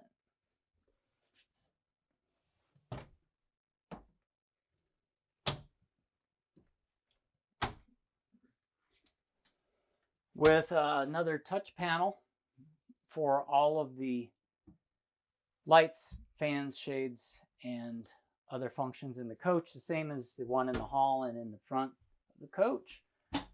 Inside this cabinet is more storage. If you need to access the plumbing, there's an access panel that you can lift up and get to the plumbing there.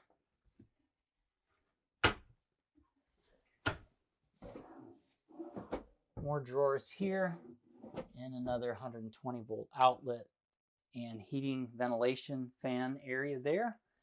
So here at the shower, the door is locked. It has magnets that keep the door closed, but this is the main lock if you want to get into the shower. If you're traveling, you want to keep that locked so it doesn't come open. To save water before you take a shower, you want the water to be warm. There is a indicator here that if we turn this light on, light will be blue. So we're going to turn this on. The way this works is if we turn this on blue, once the water gets hot, it will turn red if we turn this to recirculate. So you want to turn on your aquamizer and make sure that this lever is rotated to recirculate. Once you turn it on, the light will turn blue. If it's in recirculate, the water is recirculating until it turns red. Once it turns red, you can turn this back over and take your shower. It'll be warm instantaneously. To control whether you want the wand or the other spray on here, we press this button on and off. You want to make sure that this stays in the on or shower position if you're filling the tank or winterizing. Otherwise, your fresh tank will overflow. So we're on the outside of the coach on the driver's side. At the front compartment, you'll notice that there's a blue LED light, meaning that the doors are active. If you don't see a blue light, you won't be able to open the door. To activate it, you want to make sure that you've unlocked the cargo switch. These lights will come on. These are press once, they pop open, and then you just let the door come open. They're called soft close because you don't need to slam the door. This mechanism pulls it closed for you. So to close the door, just softly go over, and you can see it pulls in and locks. So now we're going to open up the main generator slide in the front of the coach.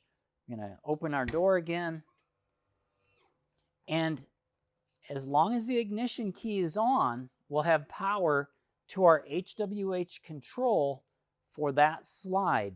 Now we want to make sure and go up in front on both sides, make sure there's nothing in the way of that slide out, which we've done. It's called the generator slide or the gen slide.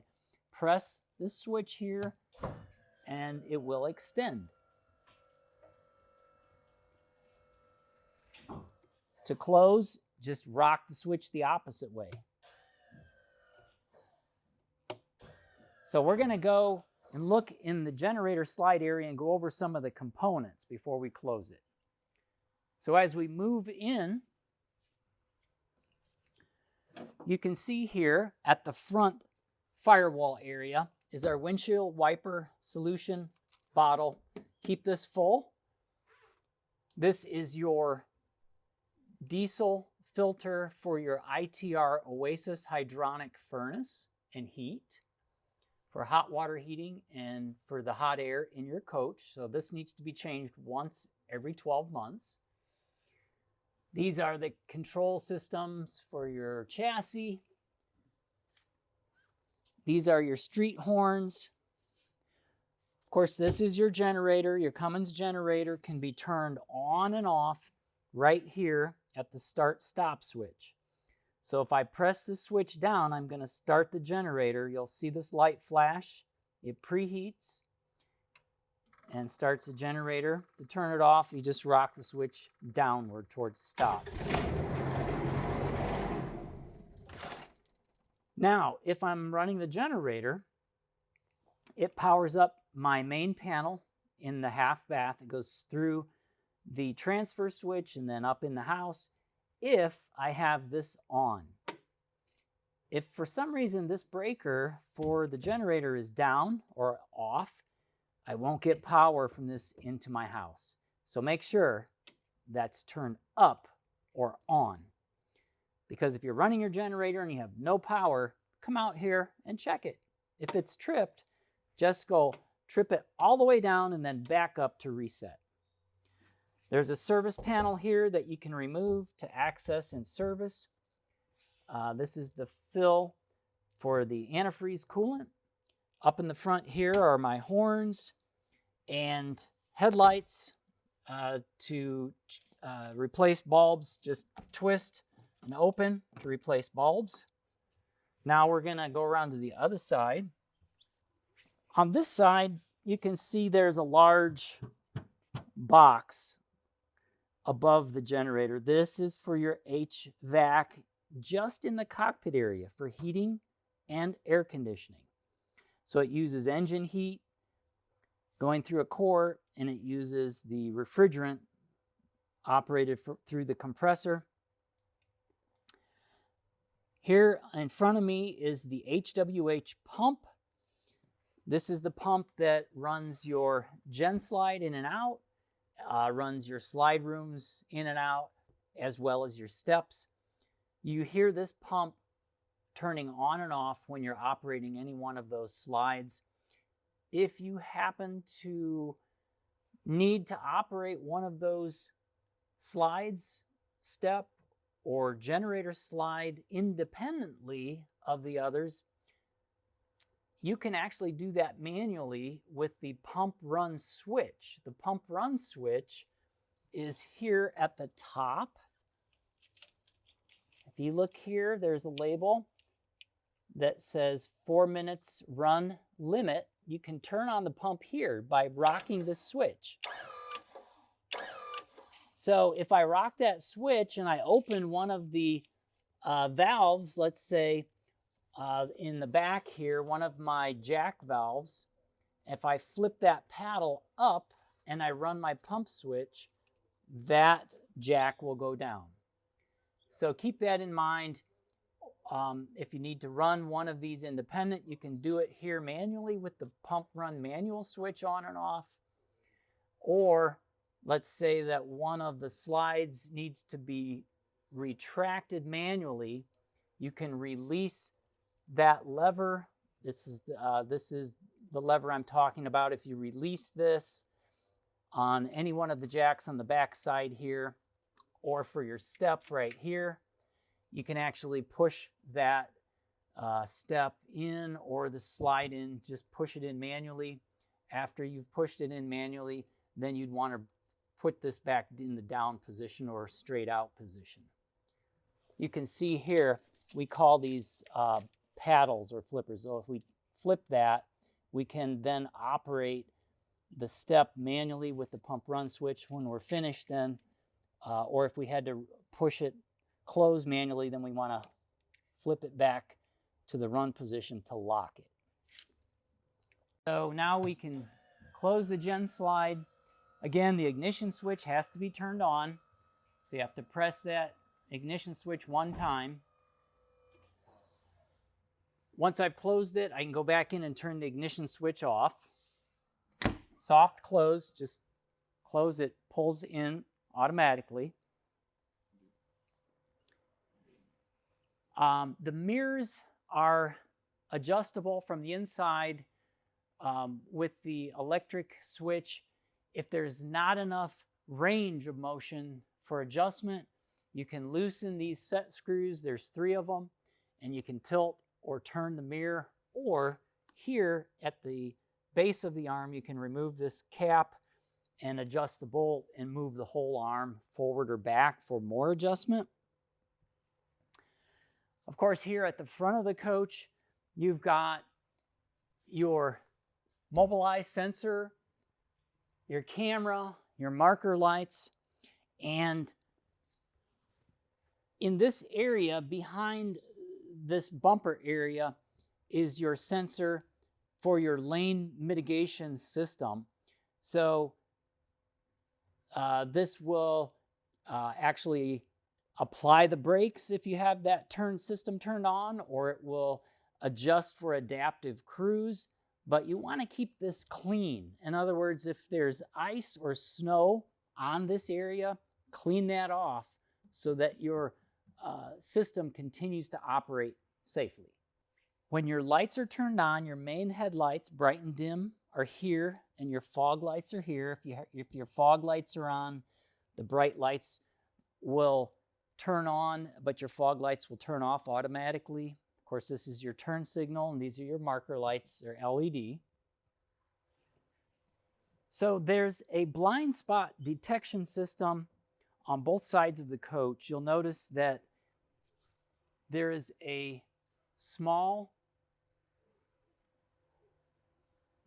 triangle that is illuminated So whenever there's anything in this lane or the other, that gives you a warning so that you don't change lanes. It might be in your blind spot. Those sensors are in the front and the back of the coach as well as in the middle.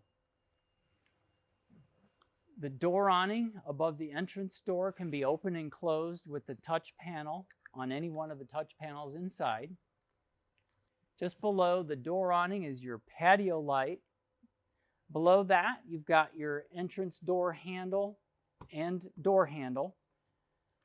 So here at the entrance door handle and the Trimark door unlock and lock handle, there are separate locks. The top lock is deadbolt only, and this door handle will not open and close the deadbolt. You have to use the main Trimark key. It's slightly larger than the one for the door. So the big one is for the top, and the little one's for the bottom. So to unlock and lock the deadbolt is this one. And then for the door handle, it's this one. Lock and unlock. That's for manually locking it. I can use the key fob, lock and unlock, or for the baggage doors, lock and unlock.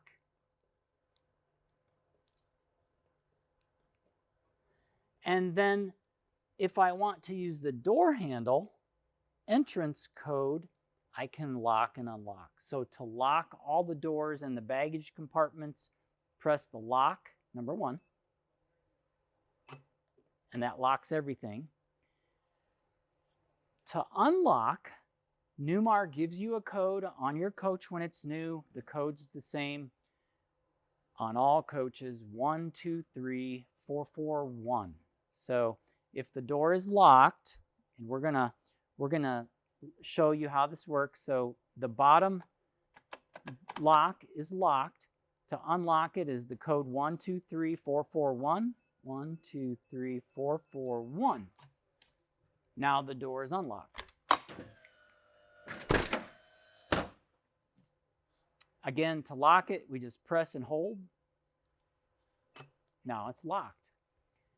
That is only for the door, lock and unlock, not the deadbolt. If I want to unlock both the door and the baggage compartments, I use the same code here if I want, 123442, and then it does both.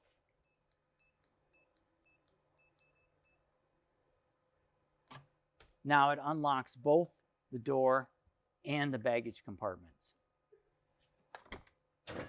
To lock and unlock the door, the entrance door from the inside, this is the deadbolt, and this is the door. So if I want to lock from the inside, I can do that right here. That's lock, and that's deadbolt. Now I'm locked in. Unlock, unlock. When I close this door, it goes into this latch. There are 2 separate latches that it can close into, believe it or not. A soft latch and a firm latch, or one that's closed but not all the way for travel is the soft close. You'll notice the door isn't quite flush. That's if, like, someone's inside taking a nap, you just close the door softly. But if you're traveling or ready to travel, you want to make sure to close it firmly into the second latch. So to close it for travel, you have to close it with more force to get it to go into that second latch. Now it's flush, so you won't have any air noise. But again, you can just close it soft into the first one if someone's inside taking a nap. Once you take delivery of your coach and you're the owner, you should change the code from 123441 to your own code. You'll need to reset the Trimark module and then enter your own code, 5 digits, twice. Once you do that, remember what code you set so that only you know how to unlock and lock your door lock. So once you take delivery of your coach, the code that is preset by Newmar, the 123441 to lock and unlock the door, should be changed. On the left-hand side of the steering column, about halfway down, is a small button that you press. Once you press that, this starts to beep. Enter your new code, 5 digits, your own choice of numbers.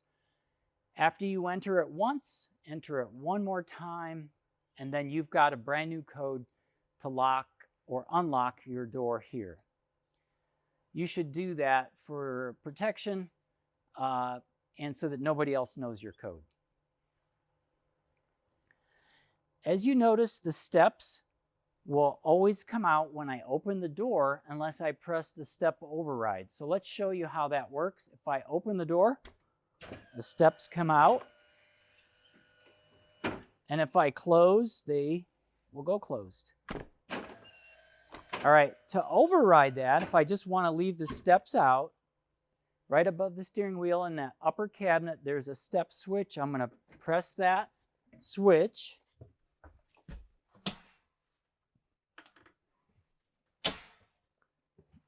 The exterior switch is now off for the step. Now when I close the door, the steps will stay out.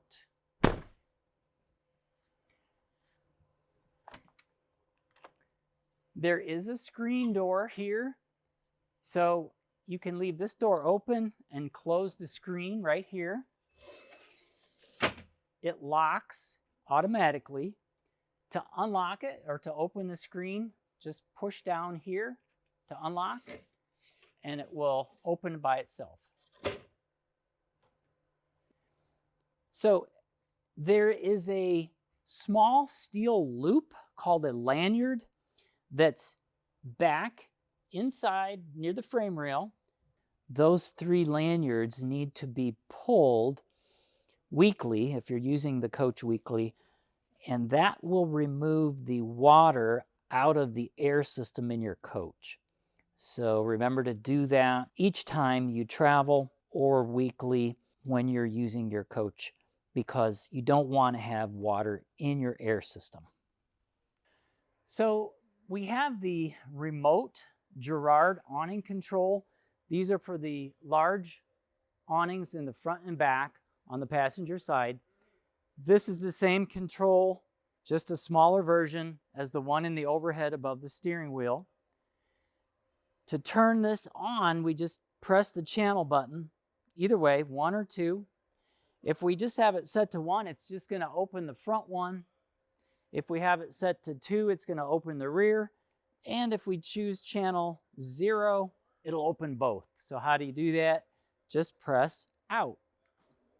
You can see both awnings will go out because we selected 0, which is for both awnings.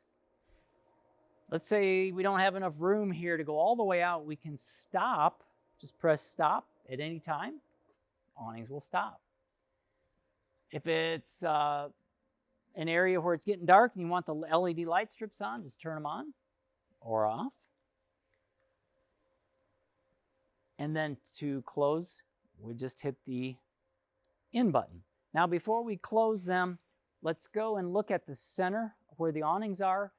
There are 2 small devices that come with your awning that allow you to make adjustments to the motors. That's the black one.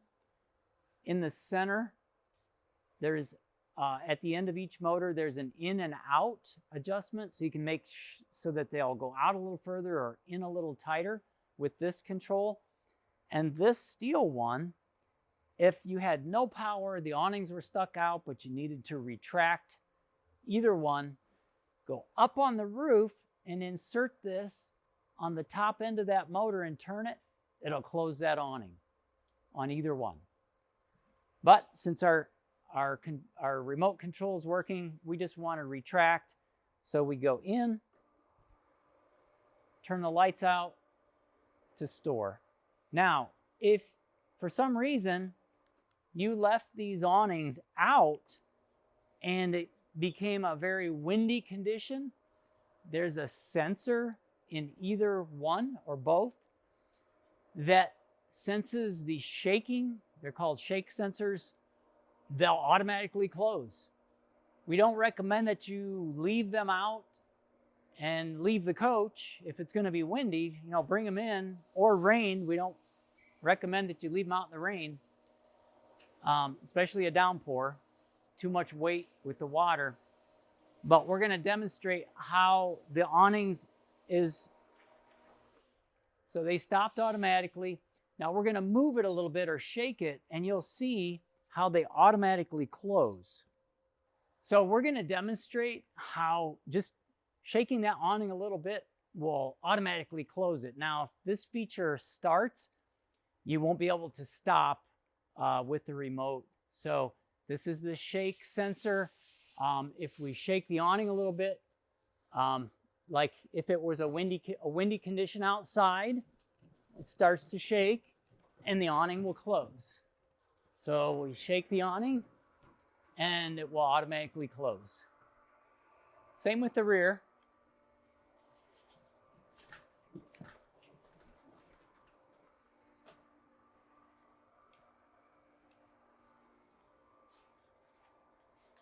Same with the rear. So that's how it would operate in a windy condition. And that sensitivity can be adjusted so that it's a little more sensitive, so it doesn't have to move as much before it automatically closes. Just check with your service tech and he can make that slight adjustment. So here is your fuel door. Just open, twist the cap off, fill with diesel. There's a door identical to this on the other side. It fills the same tank. Close when you're finished. Marker light, docking light. In our first compartment back, again, these are soft open and close. As long as this is illuminated, just press it once. The door releases. Now we just open it. So in the first compartment here, you can see that Newmar installed the electronics for all of the lighting functions, shades, in all of the coach, front to rear. The MyOM and other controls here for your HWH system. Sensors that should remain plugged in to sense 120 volt circuits. You can see all the LED lights that are lit up. These are green when a lighting system is turned on. So all of these that are lit up, living room, sofa, window, bedroom, countertop, those are all turned on at the moment. If they're turned off, the LED light goes out. These are all FET boards here, except the one up on the top is a relay board. They have relays. So these are field effect transistor boards that turn the lights on and off. This is a relay board. They use the relays to turn on and off things like your aquamizer, your water pump. Since they draw a little more amperage, they use relays. Again, when you close these doors, you don't want to slam them. You just want to touch them closed, and they'll pull in automatically. Make sure you don't have anything like your fingers in between there, because it will pinch. Press once, open. It's our second compartment back. We've got the automatic slide tray. You see here, there are spare tiles here. These match the floor color that's installed in your coach. These came from the same lot number of the tiles that we installed in your floor. This is your accessories for your inner vac, along with additional tiles for your floor, the longer ones. Press up to close.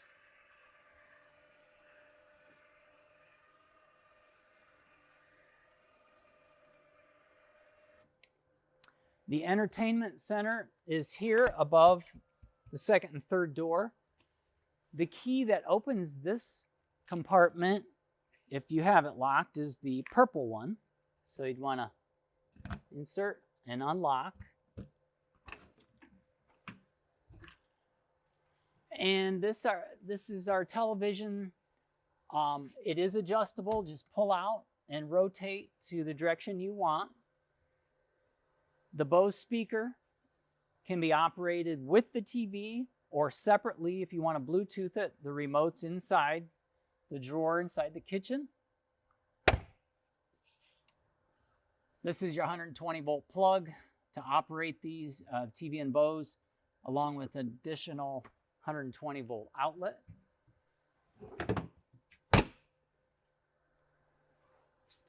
Our next compartment back, we've got more storage with another Easy Glide tray.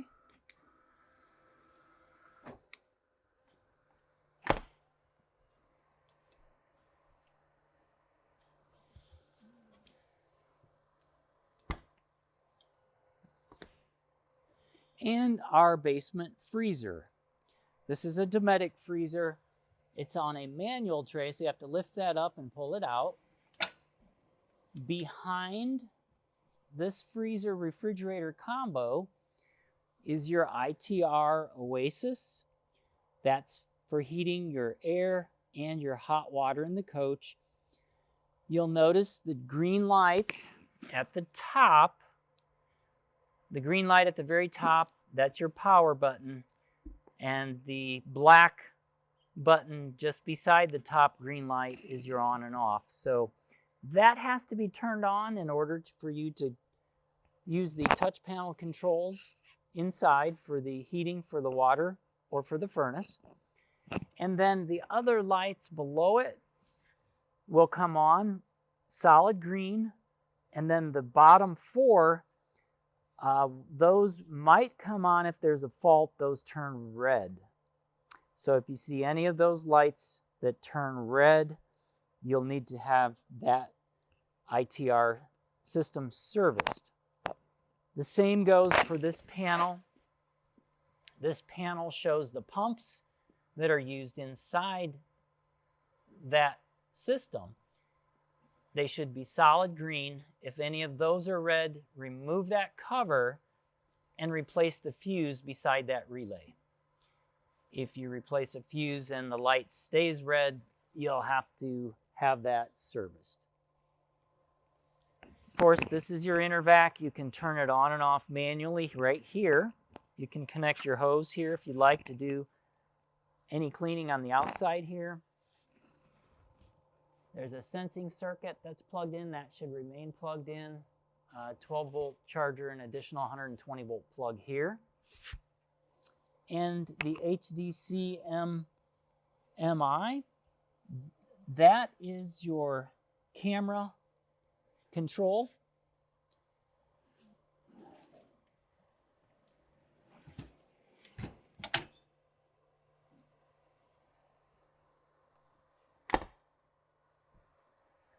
Our next compartment back is your tool crib area.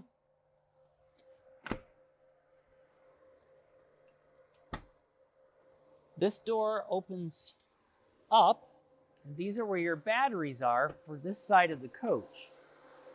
This door goes all the way up. These are your inverters, inverter 1 and 2, and your battery system there in the back. The red are the batteries, the blue are the inverters. The Lithionics BMS, that is up at the top there. There is a blue button on the side right here. You can see where my finger is. I can turn the BMS on and off here or in the overhead above the driver's steering wheel. The same blue button with the LED light is there. You can hear these fans are running. These actually pull air into the cavity of the door, and then the air comes out here to keep this compartment cool.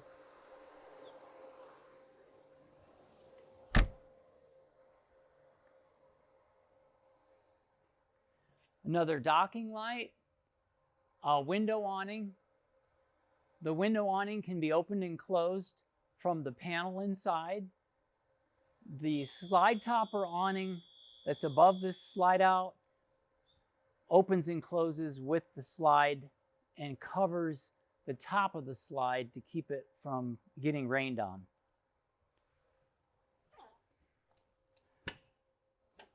Our next compartment back is your DEF. Fill. Open and fill. If for any reason the coach was not airing up when the engine was running, you can actually add air right here to these ports manually if you need to air up the airbag system. And the last compartment back on the passenger side is your chassis batteries here. These power up your slide outs, your dash, radio, and cockpit. These have to be turned on in order for these batteries to send power into your coach. If these are turned off, you won't be able to start your coach. So these need to be on if you're operating your coach. They need to be turned, this one to 0 and this one to off, if you're going to be in storage for more than a day or two.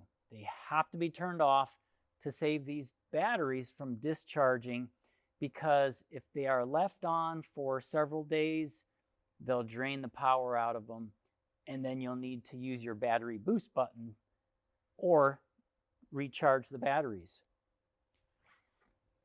There's a small cover here over the chassis fuses for your lighting.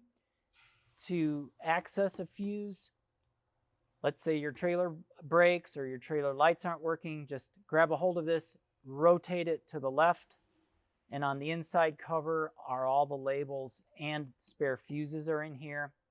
And of course, these are your filters for your air and your fuel. As long as there's enough air in the coach, this is the handle that opens and closes the rear access door. You want to make sure there's nothing in the way before we trip the handle. We have enough air, so now we open.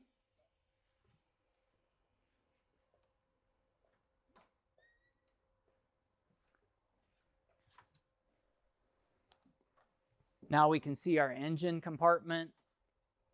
As we go into the engine compartment, we see our final charge for coolant antifreeze. This is a port where we can connect our air hose and use that to air up our tires or other inflatables, as long as there's air in the Spartan chassis system.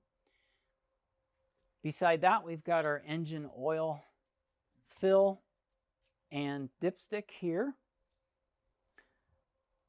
We have our hydraulic oil dipstick here. Just loosen that and lift to check the level here.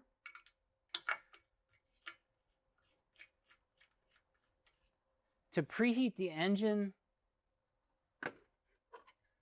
on cold starts, this needs to be plugged in, and the engine preheat, the block needs to be turned on at the panel.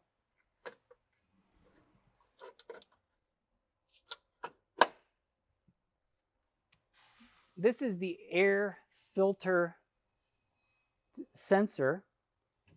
If the engine is running, this yellow indicator diaphragm actually moves a little bit up and down.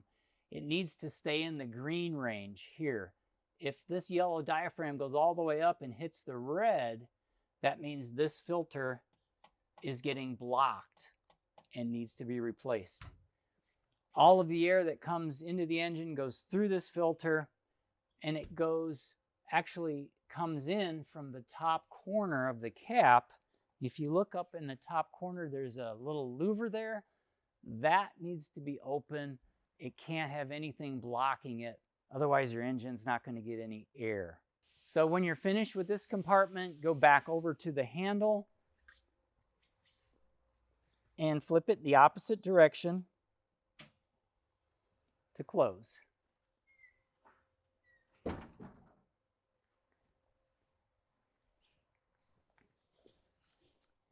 You've got your Air Force One connection here for your brakes, your regular trailer brake Bargman plug, and of course your hitch, and your connection for camera, if you have one, for the rear vehicle.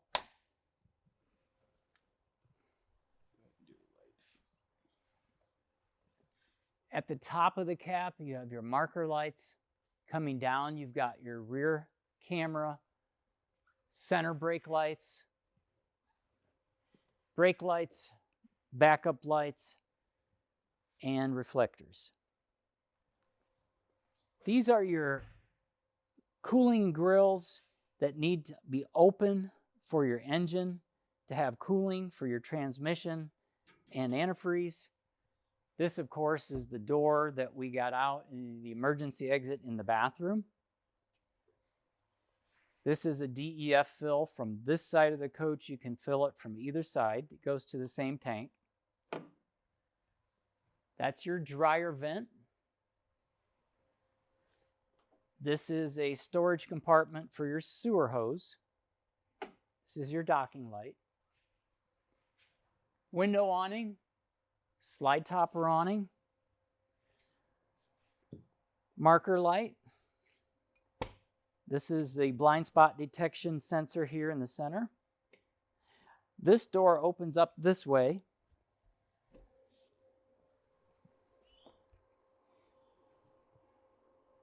These are the batteries. Your house batteries on this side of the coach along with the BMS. There's a BMS for the batteries on this side and a BMS for the batteries on the opposite side. The legend for the wiring schematic in case you need to check the wiring or you've changed maybe a module, or you're not sure, maybe someone disconnected the wiring and you want to put it back the way it was at the factory. This label here is the schematics label for these connections to the battery and the BMS. There are additional fuses here. Those fuses, I don't see it. Yeah, here they are. All of these fuses have a legend here with the name of what the fuse controls. So for instance, if you look here and you see here that the power gate valve is not working on inside of your water compartment, that is fuse F17. So I would go to that fuse F17, which is right here, pull the fuse, check it, and replace it if necessary. So the 12-volt fuses are labeled here with the name. These are replaceable fuses. If one of these fuses is at fault, they just need to be pushed in to reset. They don't need to be replaced. These are resettable breakers or resettable fuses. These that are labeled B1 through B8 are mini breakers. They go back together or close automatically. So let's say the one that's labeled B1 over here is called the lighting control for FET board 1. Let's say some of your lights weren't working. That's B1. This should automatically reset. If it doesn't, you would have to change that mini breaker. This is a soft close, but it also has a special handle here that in case of a failure of power or house batteries that weren't connecting, the BMS shuts down at the last 10%. But let's say you're locked out of your coach and you want to reset the BMS switch or button is right here on the side. You can see there's a small blue LED light there. But to get into this compartment and reset the BMS, you have to pull this latch to release this lever to open the door to reset the BMS. So there is a manual way to unlock the door. If the soft button is not illuminated, you can still get into this compartment and reset the BMS. This is our water bay compartment where we connect to water so that we have fresh water in our coach, or where we connect our sewer drain to discharge the effluent that's either in the gray tank or the black tank. So step one is open the door, and here's our filter. Our filter is not installed yet. This is our whole house filter. So we need to install that here. We would open this clip right here, use our filter wrench, and then we would turn this counterclockwise. This is full of water right now, just for the testing purposes. We would install our filter and then put our clip back in to lock it. We want to have this installed whenever we're filling our freshwater tank or using water in the coach. We want it to be filtered. If we're going to winterize the coach, we want to remove that filter if we want to save it. And then to winterize, you'll see the small hose here. This is your winterizing hose. And to winterize, there is a direction. The directions are right here. To use the winterizing kit, you want to drain the freshwater tank, all the water lines and appliances, remove the cartridge and the whole house filter. That's here.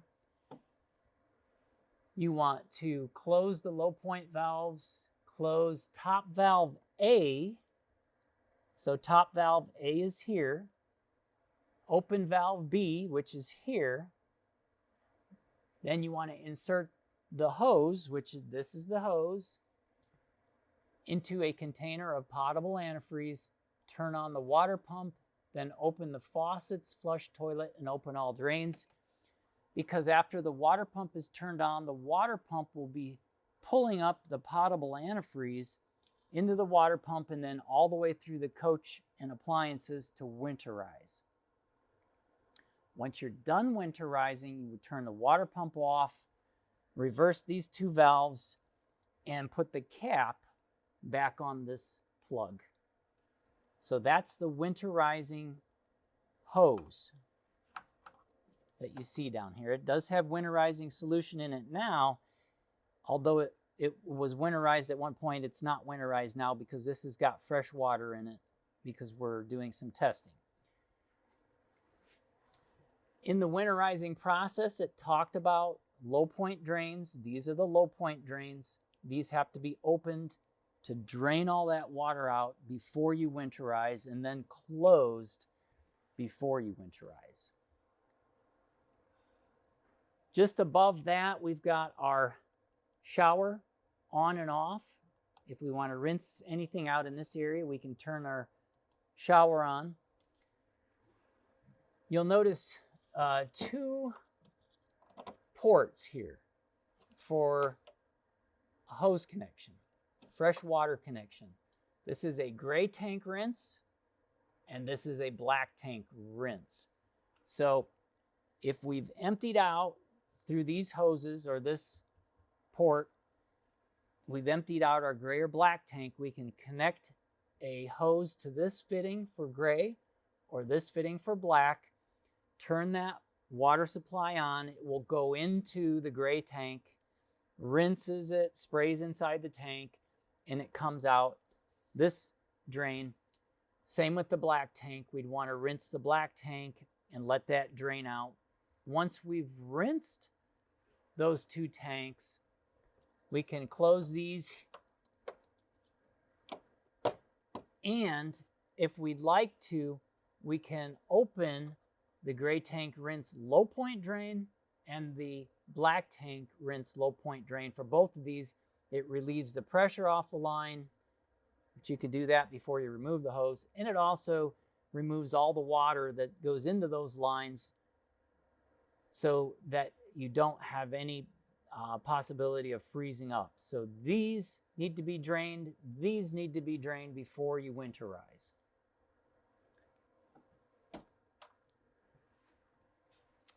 The panel up at the top here is showing your tanks. They're empty now, fresh gray and black.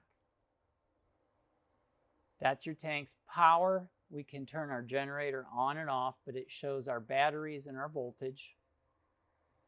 Back to the home screen, we can operate the exterior lights for security on either side of the coach.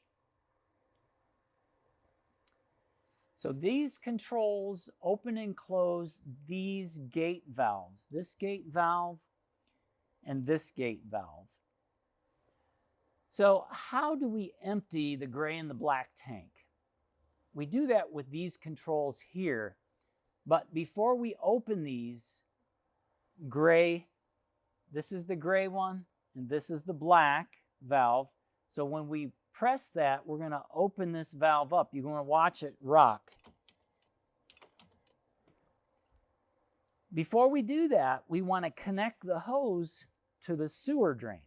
So how do we do that? Grab this hose, run it through the floor like this, and connect it to the sewer drain.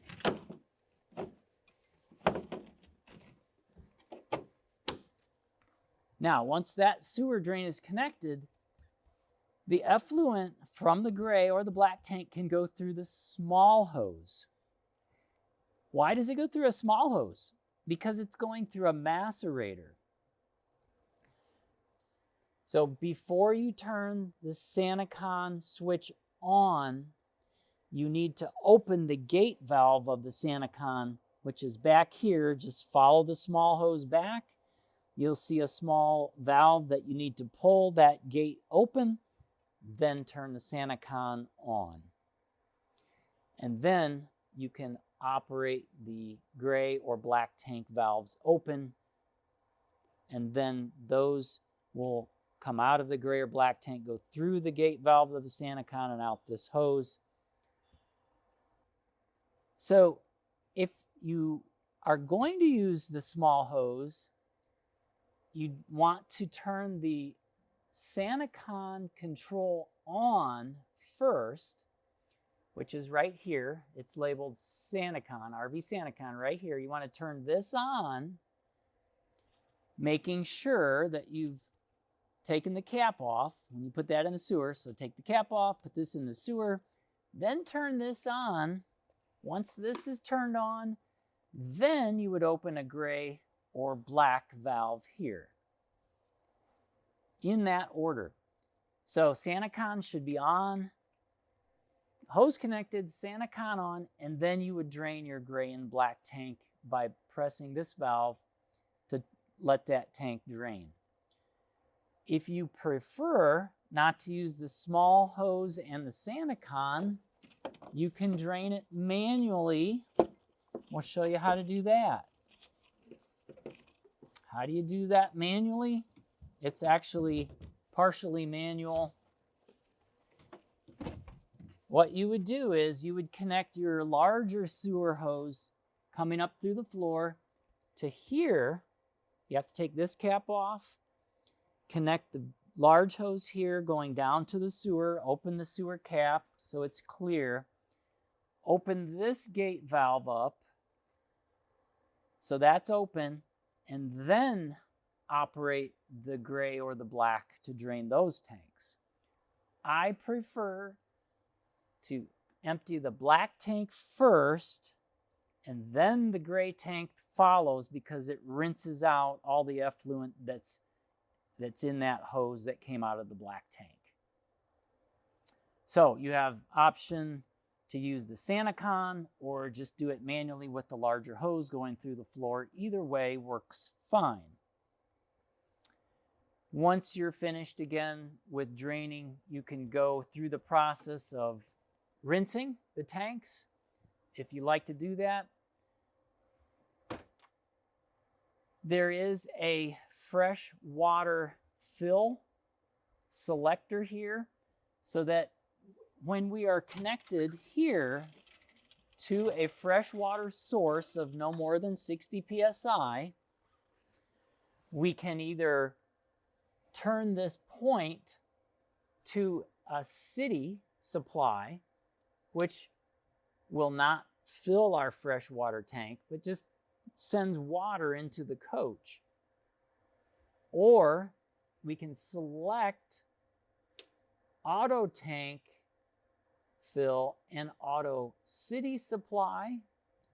If we want to auto fill the tank and auto city supply, we point it up, but we have to turn on or enable the tank fill in the panel in the overhead.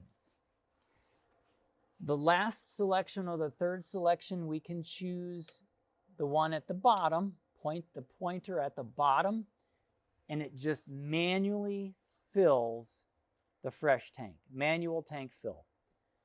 So if I have the point down, all I'm going to do is fill up the freshwater tank.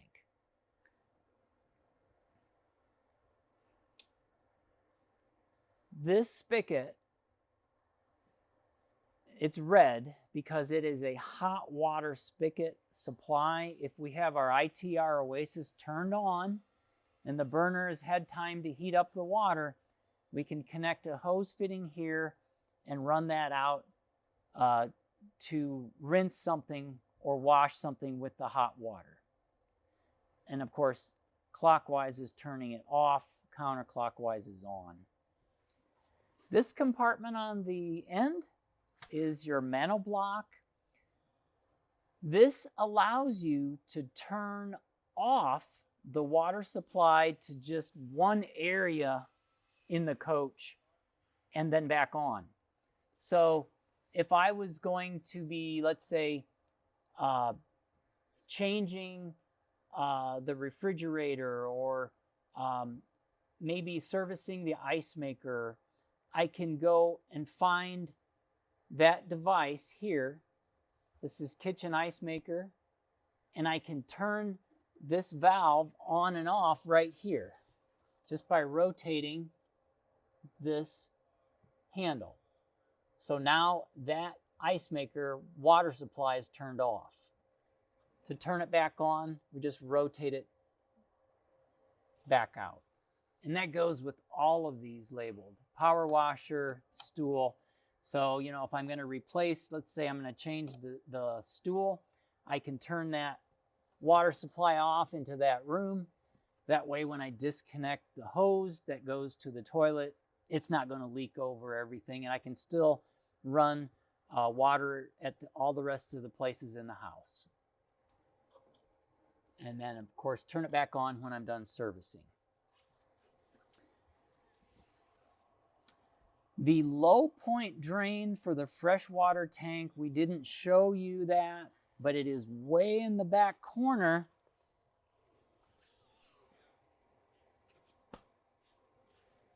Maybe. Is it this corner? All right, let me show that real quick. So one of the low point drains that we want to make sure to show you is for the freshwater tank is right back here. So before you winterize, this is the low point drain to drain all the water out of the freshwater tank. So you have to open that to do the freshwater tank drain. If for any reason this gate valve for the black or the gray is not opening, like we showed you here, how they open and close, there's a small mini breaker on each one that you can reset. Just press down and release to reset either one.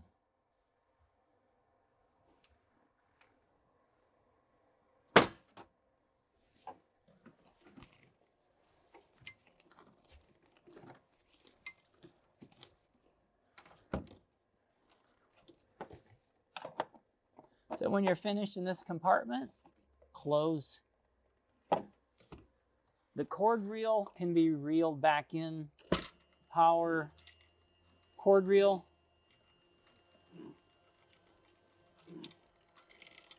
And then just put the cap back on here. And soft close the door.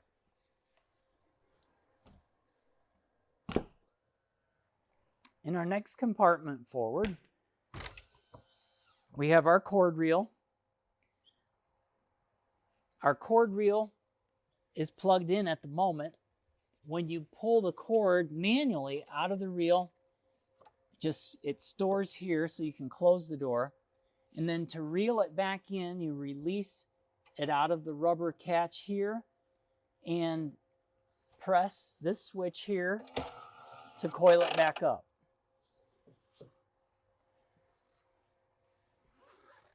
This is the automatic transfer switch.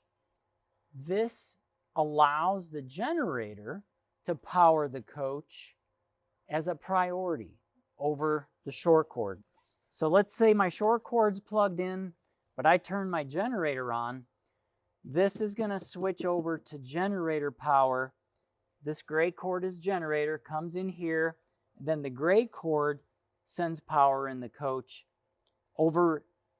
overtaking or overriding the shore power. Once I turn the generator off, it switches back over to shore cord. That's what these two lights are. The two red lights shows I have leg 1 and leg 2 power. Those are also displayed here at the monitor, leg 1 and leg 2, and I can scroll the screen up and down to see the voltage coming in on line 1 and 2, as well as the amperage. So in addition to these two lights being on, line 1 and 2, they also display here on this panel. If these lights are flashing, then I have a fault, which I need to have checked for service. There's a small cap. This is a service port to check the network. If you have an omniscope, that's where the omniscope would plug into. This is the cable connection for inside the coach. If you have cable at your park, this is where you plug the cable in. Again, you have to scan your channels and your TV for all the cable channels to show up. In addition to that, to watch cable, you have to make sure your line guard antenna is turned off to watch cable. There is an additional plug here that you can use and run it through either one of these back to your trailer if you want to have an additional power source for a tow vehicle or another trailer that you want to plug in here.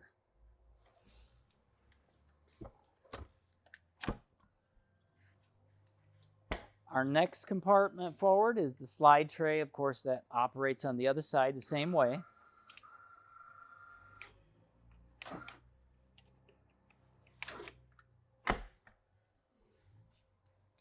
And our next compartment forward is the other slide tray.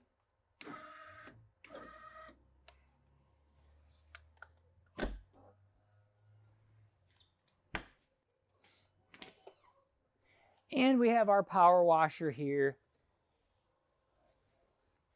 The power wash system has its own controls on the back wall.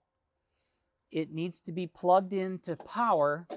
You can see here, the power needs to be plugged in right here to power up this motor. Then you can turn it on and off here. The filtered water shutoff for the refrigerator is here, open and close. The UV filter, which is here, can be opened and closed. UV filter out. We can change the filter, but these are the controls for the filtered water for the refrigerator and then for the UV system here.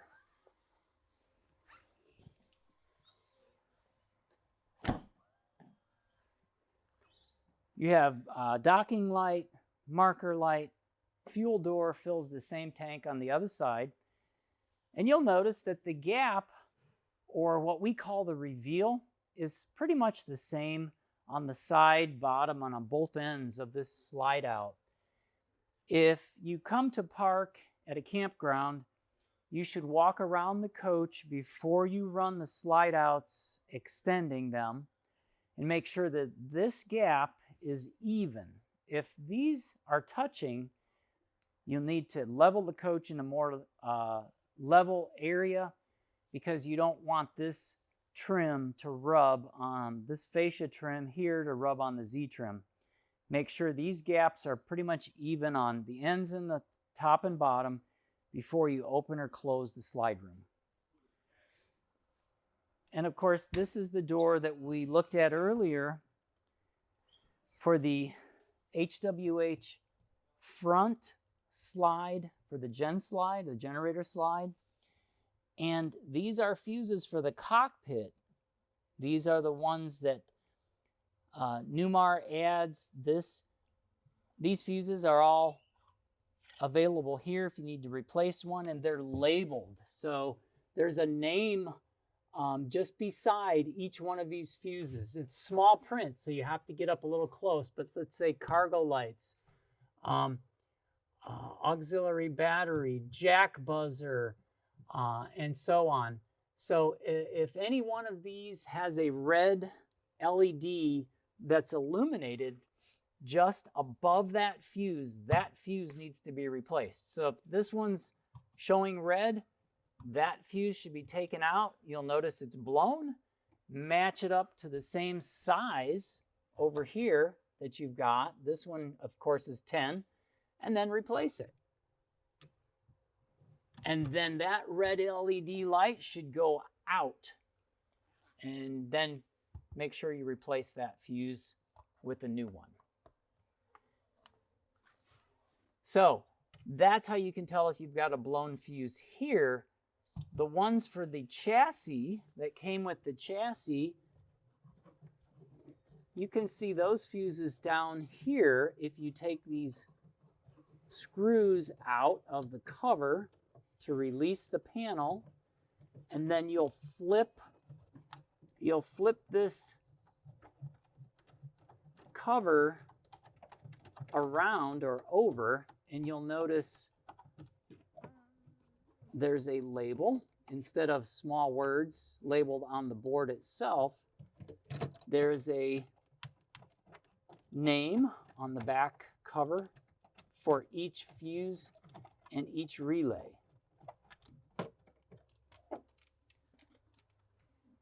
So let's say, for instance, your jacks weren't working, or you didn't have heat in your seat. So you would go to F23 in this case. You go to F23, pull that fuse. How do you pull it? Here's your fuse puller right here. Grab your fuse puller, grab a hold of the fuse, pull it out, check it, replace it if needed, put your fuse puller back in, flip your cover around. Now you've got your heat seat working again, and you're on the way. Put your cover back on, screw it back tight. And again, this is a soft close door here. Just soft close, and it'll pull in by itself.